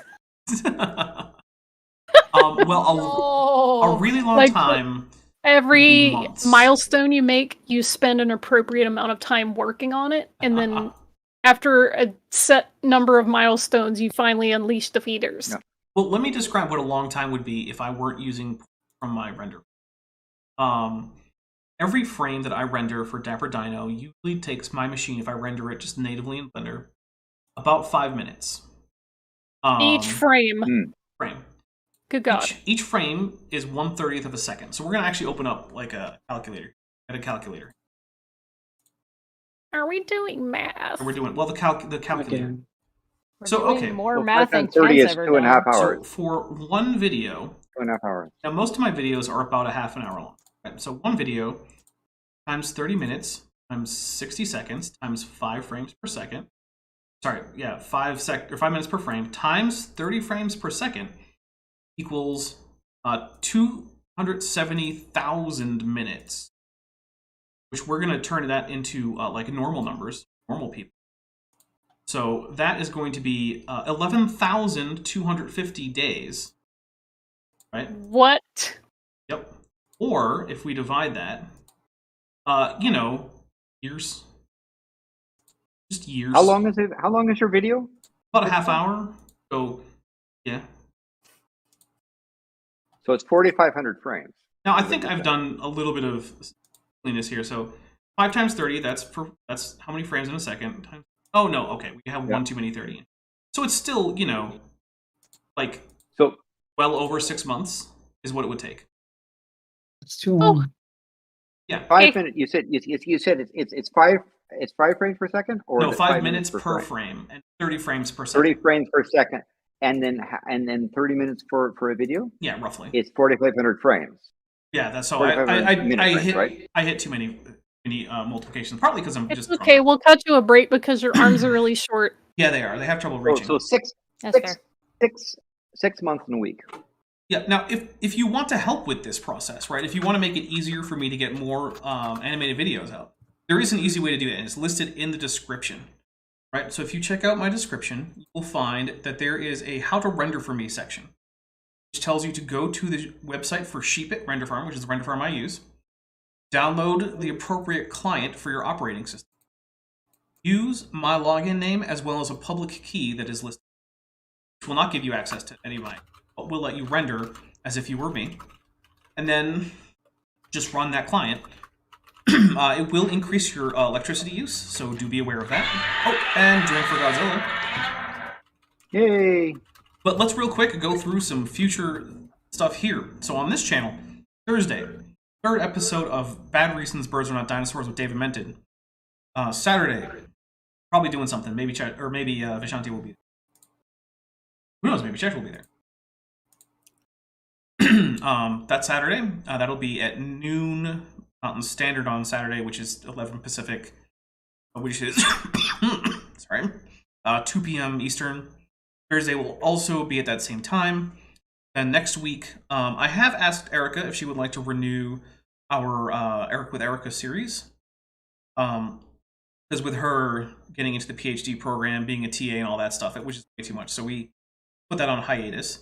So it might be Eric with Erica, but don't count on it. Expect another Kent with Bent. Then Thursday will be one of my supercut videos. I have no idea what's happening on the 14th. But guys, I think that is it. Sorry, I think that's it. I don't know why I have this call. But thank you, Dapper, and thank you, Ben, for these 100 videos. I mean, I know that we kind of crashed your party, but it's been fun to listen to this stuff. How many videos do you think there is of Kent Hovind's alleged science education? We're currently like how many have you gone through, and how many are there left? So we've gone through about 20 of these, and it took us the better part of a year. There are at least 20 more. I think there are more. So you're like at Ah. 40%. Possibly. And I have ideas for what to do when we run out of these college classes. There's got to be a mega cut. You've got to have a mega cut of each, like, actual What, like the lesson. 400-hour mega cut? Oh, so if you Each can do a season. 400, yeah, if you can do a 400 cut, yes. But if you can't, then there's got to be like for each teaching, to the actual completion should be a mega cut. I'll tell you what. You get me a bigger hard drive, and we'll see what we can do. I'll do it. Hey, send a hard drive. What do you mean send a hard drive? I'm gonna do it here and then I'm gonna send it to you. Or Oh, actually, no, I you know what need you a should? bigger hard You have drive. access to my channel. You should just give me access to upload to your channel. What could possibly go wrong? Absolutely nothing. You would never change the title of one of my streams or something. I would Sure. never steal your channel and not pay you for your work. Yeah. You know, Yeah, Steve yeah, Marino that's asked a never really happened good before. question. Clip show when?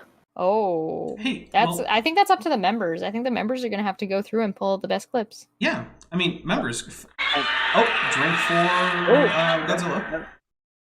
No one. And while we're asking, so when do you go back to that wonderful little D&D adventure stuff that was interrupted by minor events?